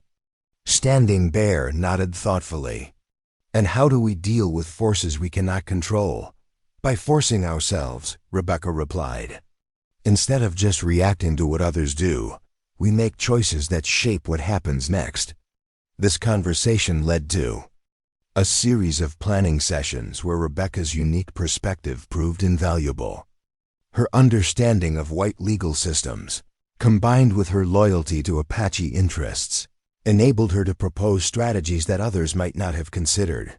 One proposal involved documenting Apache land rights according to white legal standards, creating formal records that might provide protection under territorial law. Another suggested establishing trading relationships with sympathetic white merchants who could provide economic alternatives to raiding or complete isolation. Asterisk. But their planning was interrupted by tragic news that arrived with a lone rider who had traveled through dangerous territory to reach their winter gathering. The messenger brought word that Iron Wolf's main camp had been attacked and destroyed by settler militias, while most of the warriors were away hunting. The devastation was complete. Lodges burned, food stores destroyed, and many of the women, children, and elders who had remained in camp killed or captured. The survivors were scattered across hundreds of miles of hostile territory, with no secure place to regroup. Iron Wolf received this news with stoic grief that was more heartbreaking than any display of emotion might have been. In a single attack, he had lost his home, most of his people, and the traditional way of life he had spent years defending. Standing Bear immediately offered sanctuary to Iron Wolf and his surviving followers, demonstrating the Apache principle that community obligations transcended political disagreements. Rebecca supported this decision completely, though she understood it would strain their own resources during an already difficult winter. The arrival of Iron Wolf's refugees transformed the character of their mountain gathering. Grief and anger mingled with determination to provide comfort for the survivors, while discussions turned increasingly toward questions of retaliation and long-term security. Rebecca found herself treating wounded refugees whose injuries told horrific stories of the attack. Burns from flaming lodges, gunshot wounds from military weapons, and trauma symptoms that spoke of psychological as well as physical damage. Each patient reinforced her understanding of the stakes involved in the political choices facing Apache communities. Iron Wolf approached her while she was treating his wounded niece, a young woman who had lost her husband and children in the attack. "You save Apache lives," he said quietly, his earlier hostility replaced by grudging respect. Perhaps Standing Bear was right about white woman with an Apache heart. Rebecca looked up from her work, seeing the pain behind Iron Wolf's proud facade. "I'm sorry for your losses," she said simply. "No one should have to endure such violence." Iron Wolf nodded slowly. "You understand why some of us resist all accommodation with white world. Today's friends become tomorrow's enemies when land becomes valuable enough. Not all white people want conflict, Rebecca replied carefully. But those who do seem willing to use more violence than those who don't. Exactly, Iron Wolf said. Grimly, which means Apache must be prepared for violence whether we choose it or not. This conversation marked a turning point in Rebecca's understanding of her position between two worlds. She had hoped that reason and goodwill might bridge cultural differences, but the attack on Iron Wolf's people demonstrated that some conflicts went beyond misunderstanding to fundamental incompatibility of interests. As winter deepened, the combined Apache bands worked together to survive the harsh mountain conditions while planning for an uncertain spring. Rebecca's medical practice expanded to serve the larger community, and her role as cultural interpreter became even more important as leaders struggled with strategic decisions. Standing Bear consulted her regularly about communications with territorial officials, but these exchanges grew increasingly frustrating as government promises proved unreliable. Letters went unanswered, treaty obligations were ignored, and requests for protection against settler militias received only bureaucratic deflections. They're buying time, Rebecca explained after another round of fruitless correspondence. Officials hope the problem will resolve itself through violence, leaving them free to dispose of the winner. And if we refuse to provide violence? Standing Bear asked. Then they'll create it themselves, as we've already seen with the false flag attacks. The bleakness of this assessment weighed heavily on both of them, but it also clarified their choices. Accommodation with a system that viewed Apache extinction as an acceptable outcome was impossible. The only question was what form resistance should take. Their discussions were interrupted by news that would change everything. A messenger arrived from the territorial capital with information about Rebecca's mother. Eleanor Patterson had died during a cholera outbreak that swept through Millerville, leaving behind debts and a letter addressed to "My daughter wherever she may be found." Standing Bear brought this news to Rebecca gently, understanding that even difficult family relationships created complex emotions when death intervened. Rebecca received the letter with hands that trembled despite her attempts at composure. Eleanor's final message was unlike anything she had written in life. A document that seemed to reflect deathbed clarity about the choices she had made and their consequences for her only child. Rebecca, the letter began, I know you have every reason to hate me for what I did. Selling you to that traitor was the act of a desperate woman who could see no other path, but that doesn't excuse the cruelty of my choice. The letter continued with admissions that Eleanor had apparently carried silently for months.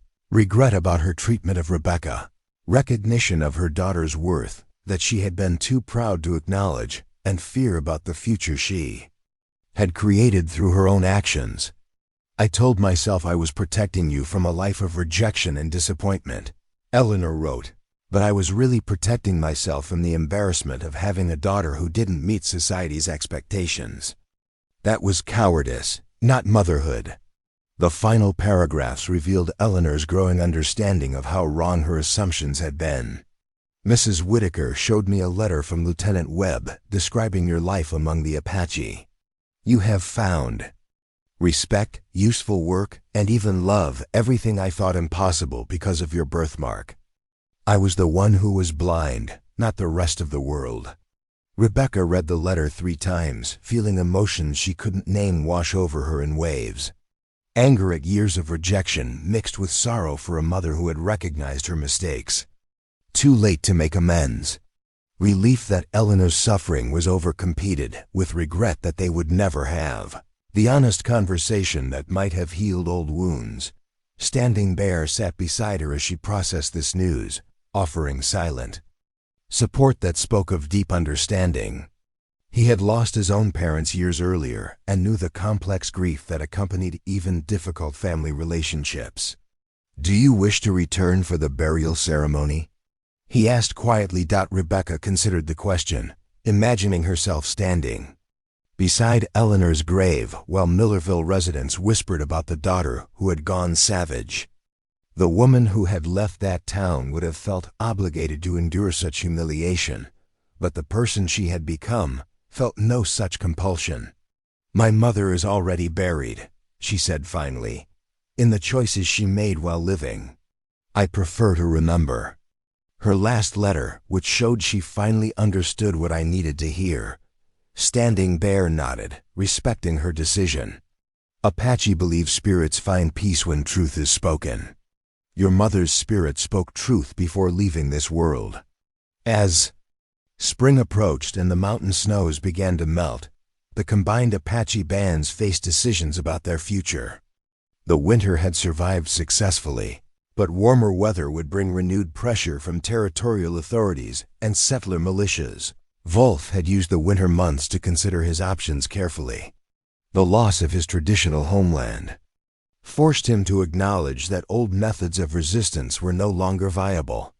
He approached Standing Bear with a proposal that would have seemed impossible months earlier.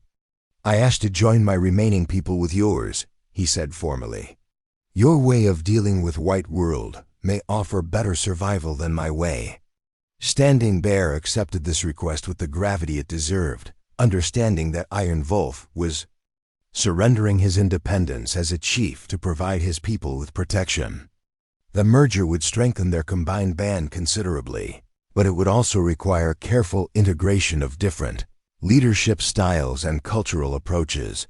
Rebecca played a crucial role in facilitating this transition, using her medical practice to build relationships between the formerly separate groups, while helping develop communication strategies that honored both leaders' perspectives.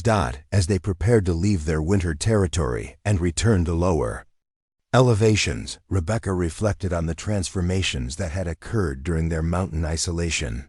She had entered winter as a newly married woman, still finding her place in Apache society.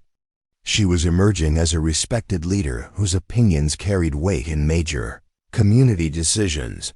The girl who had been sold because she was ugly had become a woman whose counsel was sought by chiefs, whose medical skills preserved lives, and whose cultural bridge-building abilities helped communities survive impossible circumstances. More importantly, she had found the love and acceptance her father had always insisted she deserved. Standing Bear treated her as an equal partner in facing life's challenges. Swift Fox had become the sister she had never had, and the entire community valued her contributions without reservation. As they descended from the mountains toward whatever challenges awaited in the valley below, Rebecca carried with her the confidence of someone who had discovered her true worth and the strength that came from belonging to people who would stand beside her through any difficulty. The birthmark that had defined her entire identity in white society had become simply another feature of a face that was now known for wisdom, healing skills, and the courage to choose love over safety. She had found her place in the world, and no external force could take that knowledge away from her. Spring returned to the valley with unexpected visitors. Rebecca was gathering early medicinal herbs with Swift Fox when they spotted a lone rider approaching from the eastern pass, a young Apache woman whose exhausted condition and foam-flecked horse suggested urgent news. The rider was Windflower, a messenger from a distant band, and her arrival immediately drew Standing Bear and other leaders from their morning activities. "Government men come," Windflower announced breathlessly after accepting water and food. "Not soldiers, different ones. They carry papers, say they want to make a new treaty with all Apache bands." Standing Bear exchanged glances with Iron Wolf, both men recognizing the significance of this development. Previous treaty negotiations had typically involved military officials focused on immediate control rather than long-term solutions. Arrival of civilian negotiators suggested either genuine attempts at peaceful resolution or more sophisticated deception. "What do they offer?" Standing Bear asked. "Land for farming, schools for children, protection from hostile settlers," Windflower replied. "But they want all bands to move to reservation territory near Fort Sumner." Rebecca felt her stomach clench at this news. Fort Sumner was hundreds of miles from their current territory, in desert land unsuitable for traditional Apache lifestyle. She had read reports about other tribes forced onto similar reservations, communities that withered under alien conditions and government neglect. "They want to concentrate all Apache in one place," Unwavering said grimly. "Easier to control, easier to monitor, easier to eliminate if we become inconvenient." But Standing Bear looked thoughtful rather than immediately dismissive. "Perhaps we should hear what they actually proposed before deciding their intentions." The debate that followed revealed the complexity of choices facing Apache communities. Rejection of treaty negotiations might prompt military action that could destroy them entirely. Acceptance of unfavorable terms might achieve the same result more slowly, but just as certainly. Rebecca found herself thinking about her unique position.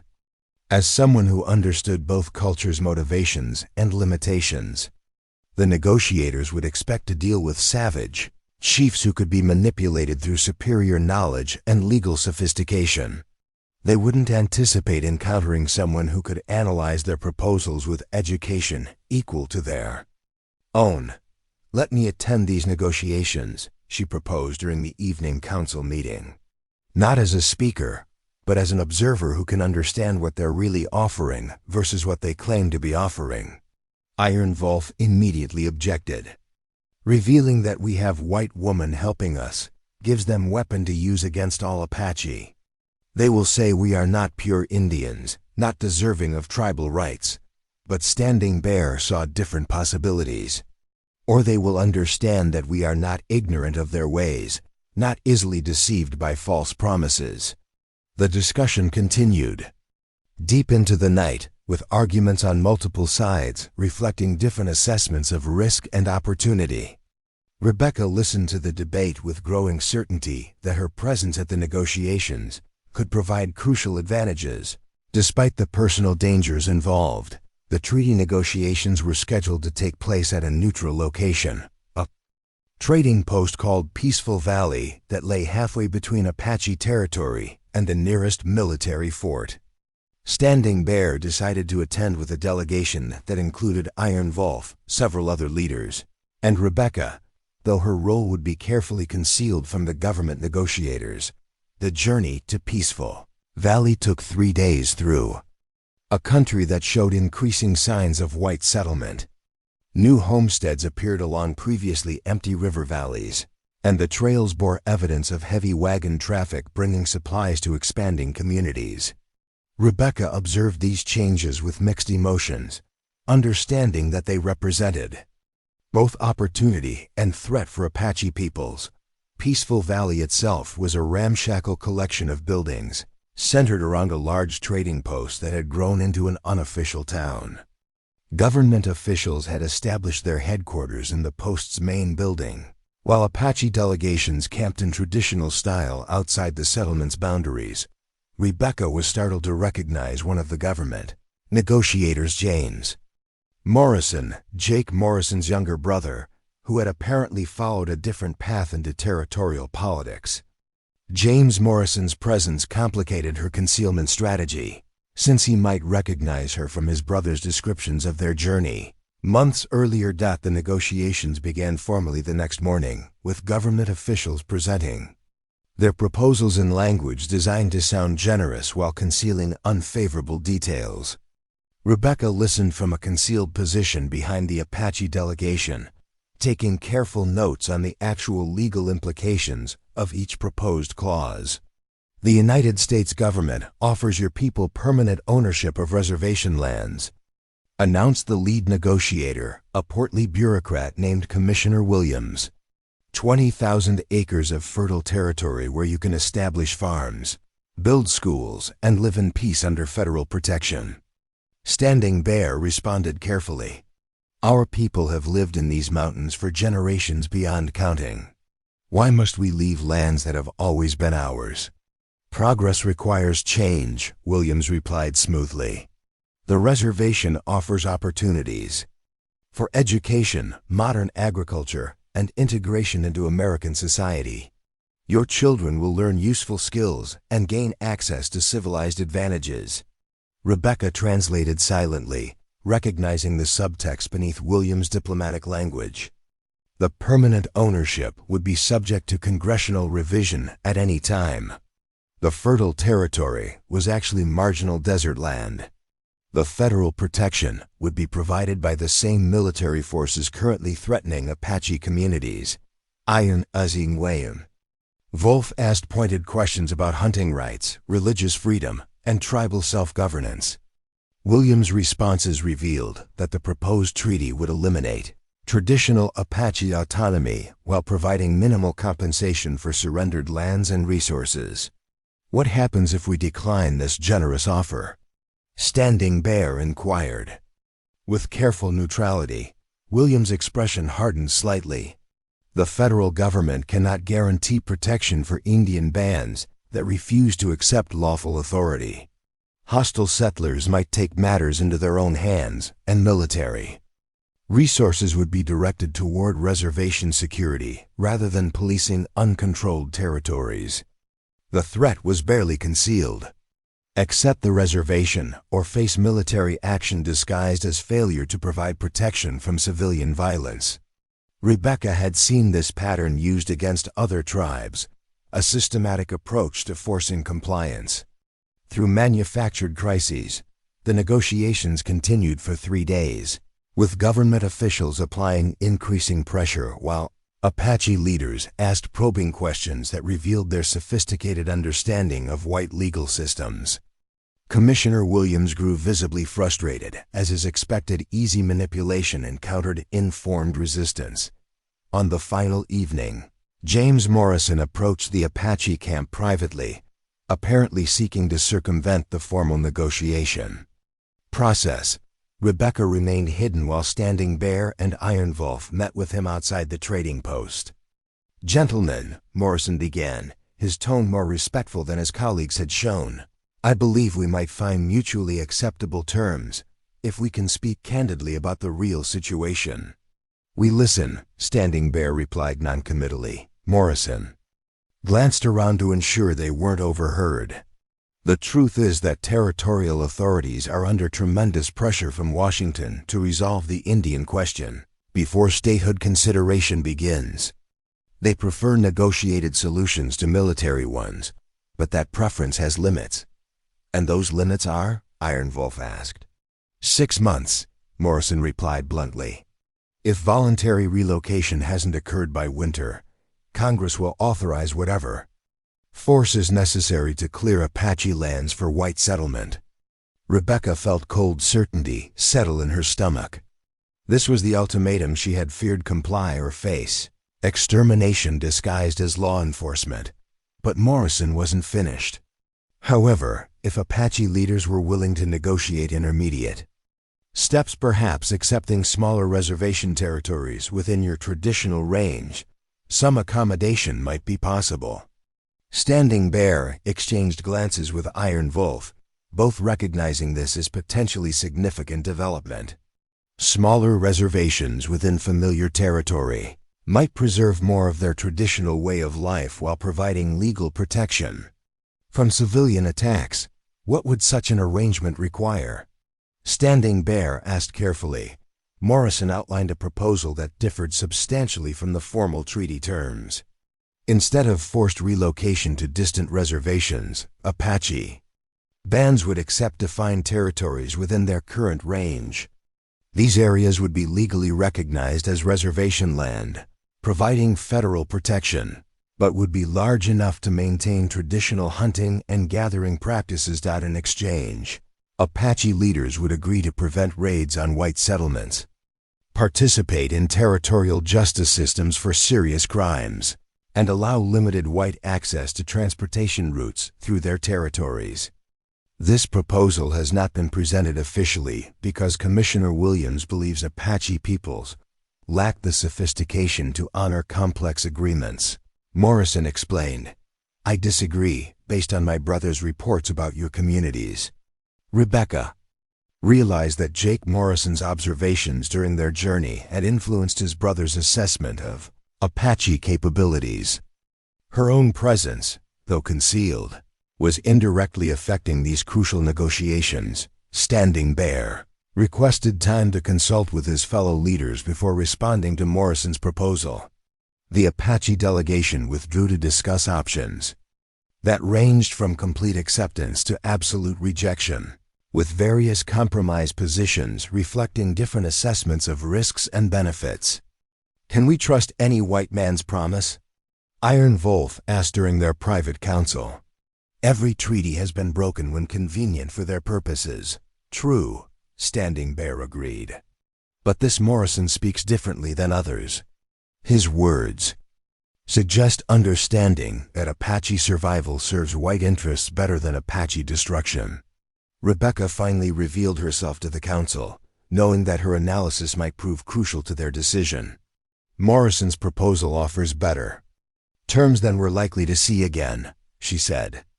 "But it also requires us to trust people whose track record doesn't inspire confidence. What would you advise?" Standing Bear asked her directly. Rebecca considered everything she had learned about territorial politics and white motivations over the past months. "Accept the proposal, but document everything carefully and maintain the ability to withdraw if promises are broken. Use the time it provides to strengthen your position for whatever comes next."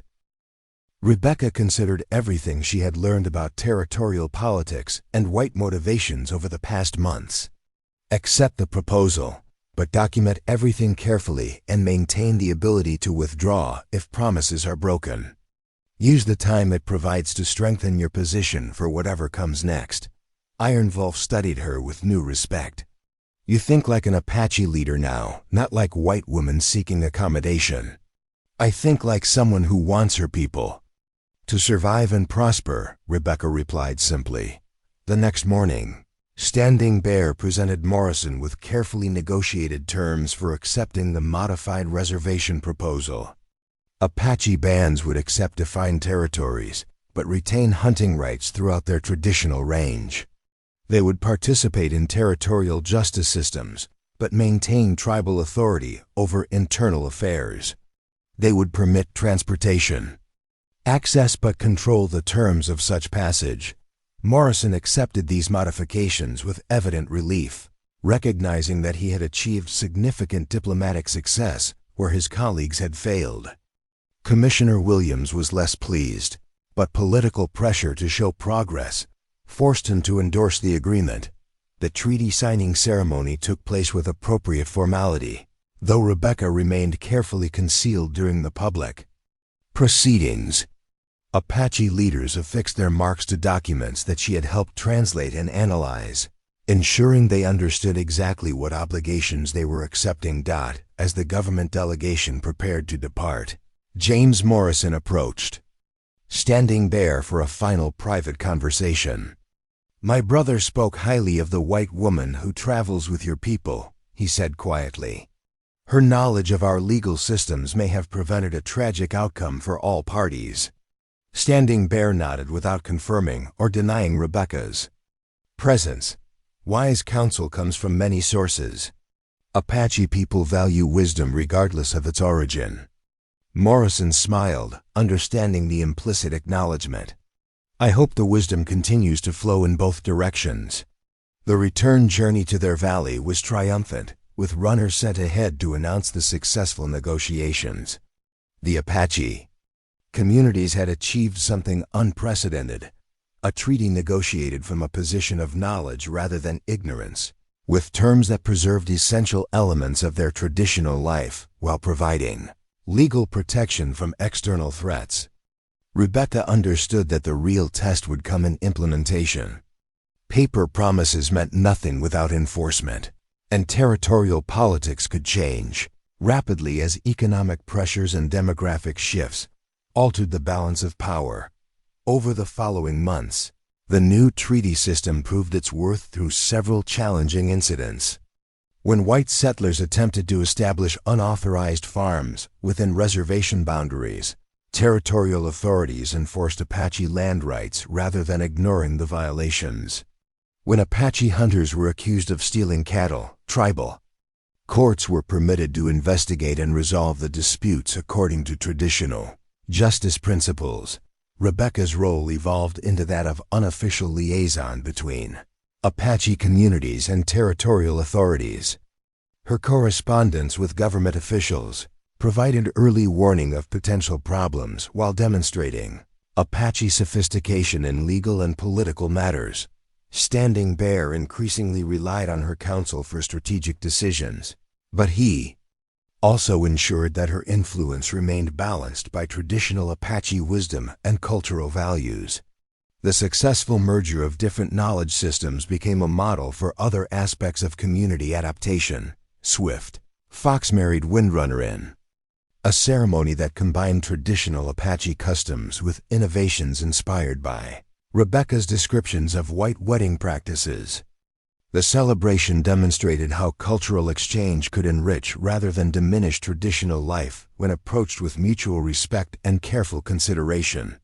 Iron Wolf established a school where Apache children learned both traditional skills in reading, writing, and mathematics that would help them navigate an increasingly complex world.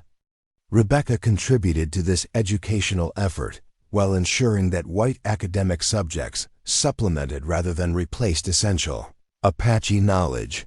The seasons turned with increasing prosperity and security for the combined bands. Rebecca's medical practice expanded to serve white settlers as well as Apache patients, creating positive relationships that helped maintain peaceful coexistence between communities. Standing Bear and Rebecca's marriage deepened into partnership based on genuine equality and shared commitment to their people's welfare.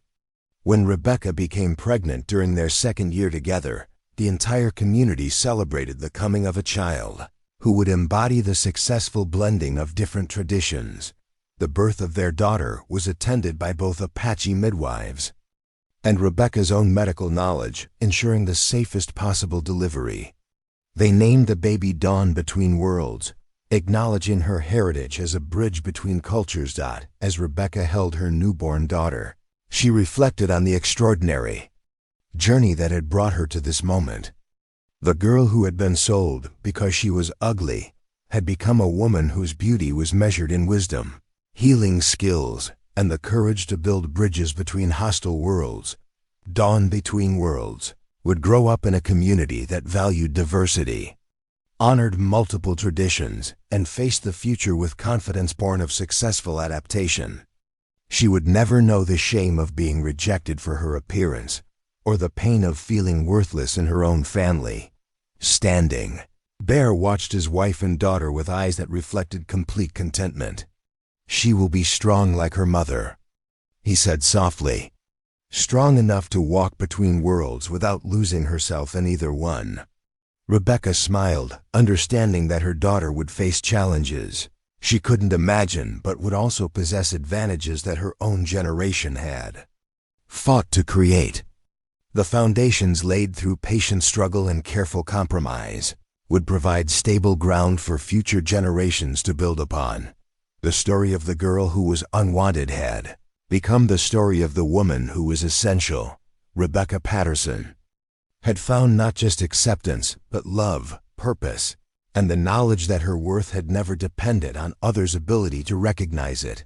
Years later, when territorial historians recorded the peaceful transition of Apache lands to statehood status, they would note the crucial role played by wise leadership and successful cultural adaptation.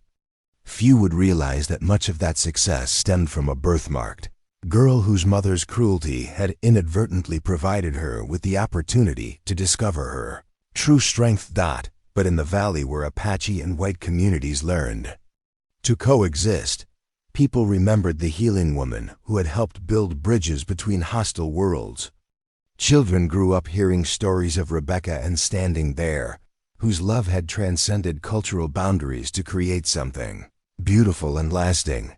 The birthmark that had once been seen as a symbol of shame became, in Apache tradition, a mark of special destiny, visible proof that Dawn Between Worlds had inherited her mother's gift for seeing truth beyond surface appearances. And in the evening hours, when work was done and families gathered around their fires, Rebecca would hold her daughter close and whisper the words her own father had spoken years earlier. Your face tells a story of strength. Some people just need to learn how to read it properly. The difference was that now in this place among these people, everyone had learned to read correctly. Beauty was found in wisdom, value was measured in contribution, and love was given freely to those who proved worthy of it, through their actions rather than their appearance. Rebecca Patterson had finally come home to a place where she had always belonged, not because someone had made room for her, but because she had earned her place through courage, compassion, and the determination to become everything her father had always known she could be. The girl who had been sold for silver had become a woman worth far more than any price could measure. And in finding her own worth, she had helped an entire community discover new possibilities for survival, prosperity, and hope in a changing world. 5 years passed like chapters in a book of dreams fulfilled. Rebecca's medical practice had evolved into a formal clinic that served patients from across the territory, earning recognition from territorial medical authorities who grudgingly acknowledged her expertise despite their prejudices about women physicians and Indian medicine. The clinic occupied a specially constructed building that blended Apache architectural principles with practical medical requirements. Large windows provided excellent natural light for examinations, while traditional ventilation systems maintained comfortable temperatures year-round. Storage areas held both Rebecca's inherited medical instruments and an extensive collection of prepared Apache medicines. Young Apache women came to study under Rebecca's guidance, learning to combine traditional healing knowledge with systematic medical techniques. These students would eventually establish their own practices in other communities, spreading the hybrid healing methods that had proven so effective. Dr. Marcus Webb, the former lieutenant who had investigated Rebecca's status years earlier, visited the clinic during a territorial inspection tour. His military career had ended with promotion to civilian medical administration, and he sought Rebecca's insights about frontier healthcare challenges. Forgive me, Mrs. Standing Bear," Dr. Webb said during his formal visit. "Your treatment protocols have achieved remarkable success rates. The Territorial Medical Board is interested in documenting your methods for wider application." Rebecca showed him through the clinic, explaining how Apache plant knowledge provided therapeutic options unavailable to conventional medicine.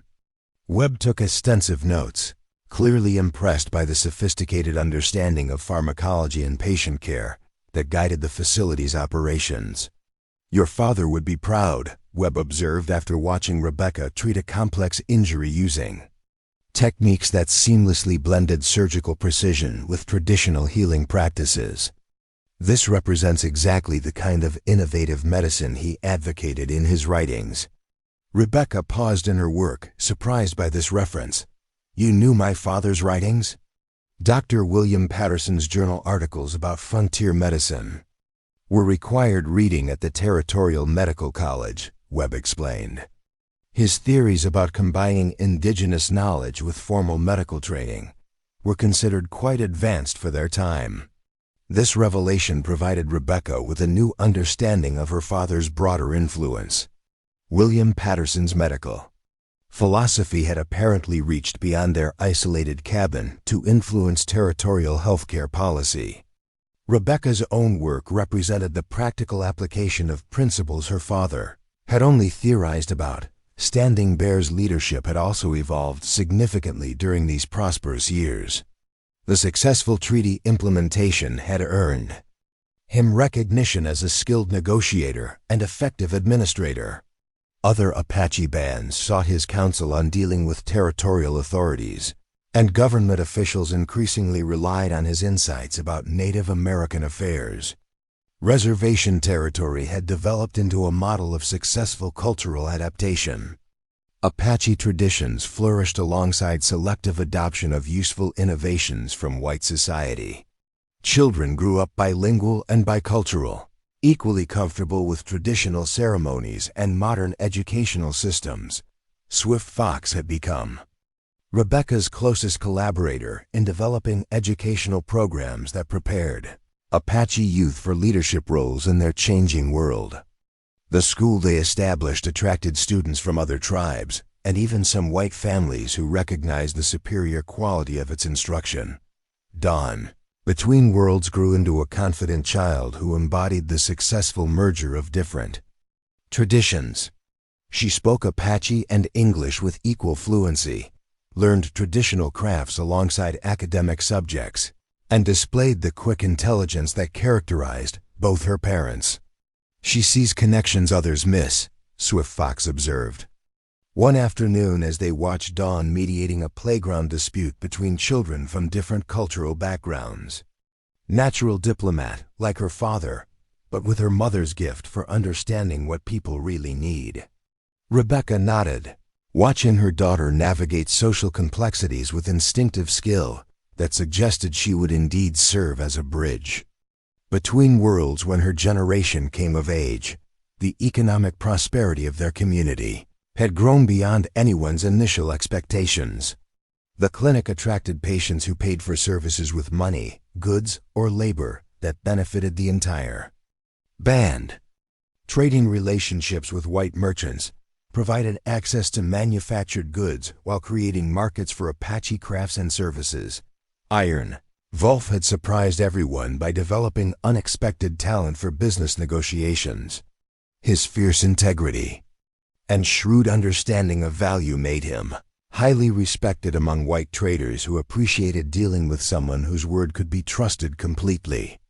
"Apache honesty is worth more than white man's contracts," one merchant told Rebecca during a trading session. "Iron Wolf says something, it happens exactly as promised. Saves lawyers, saves time, saves money." These economic relationships helped stabilize the political situation by creating white business interests with stakes in maintaining peaceful cooperation with Apache communities.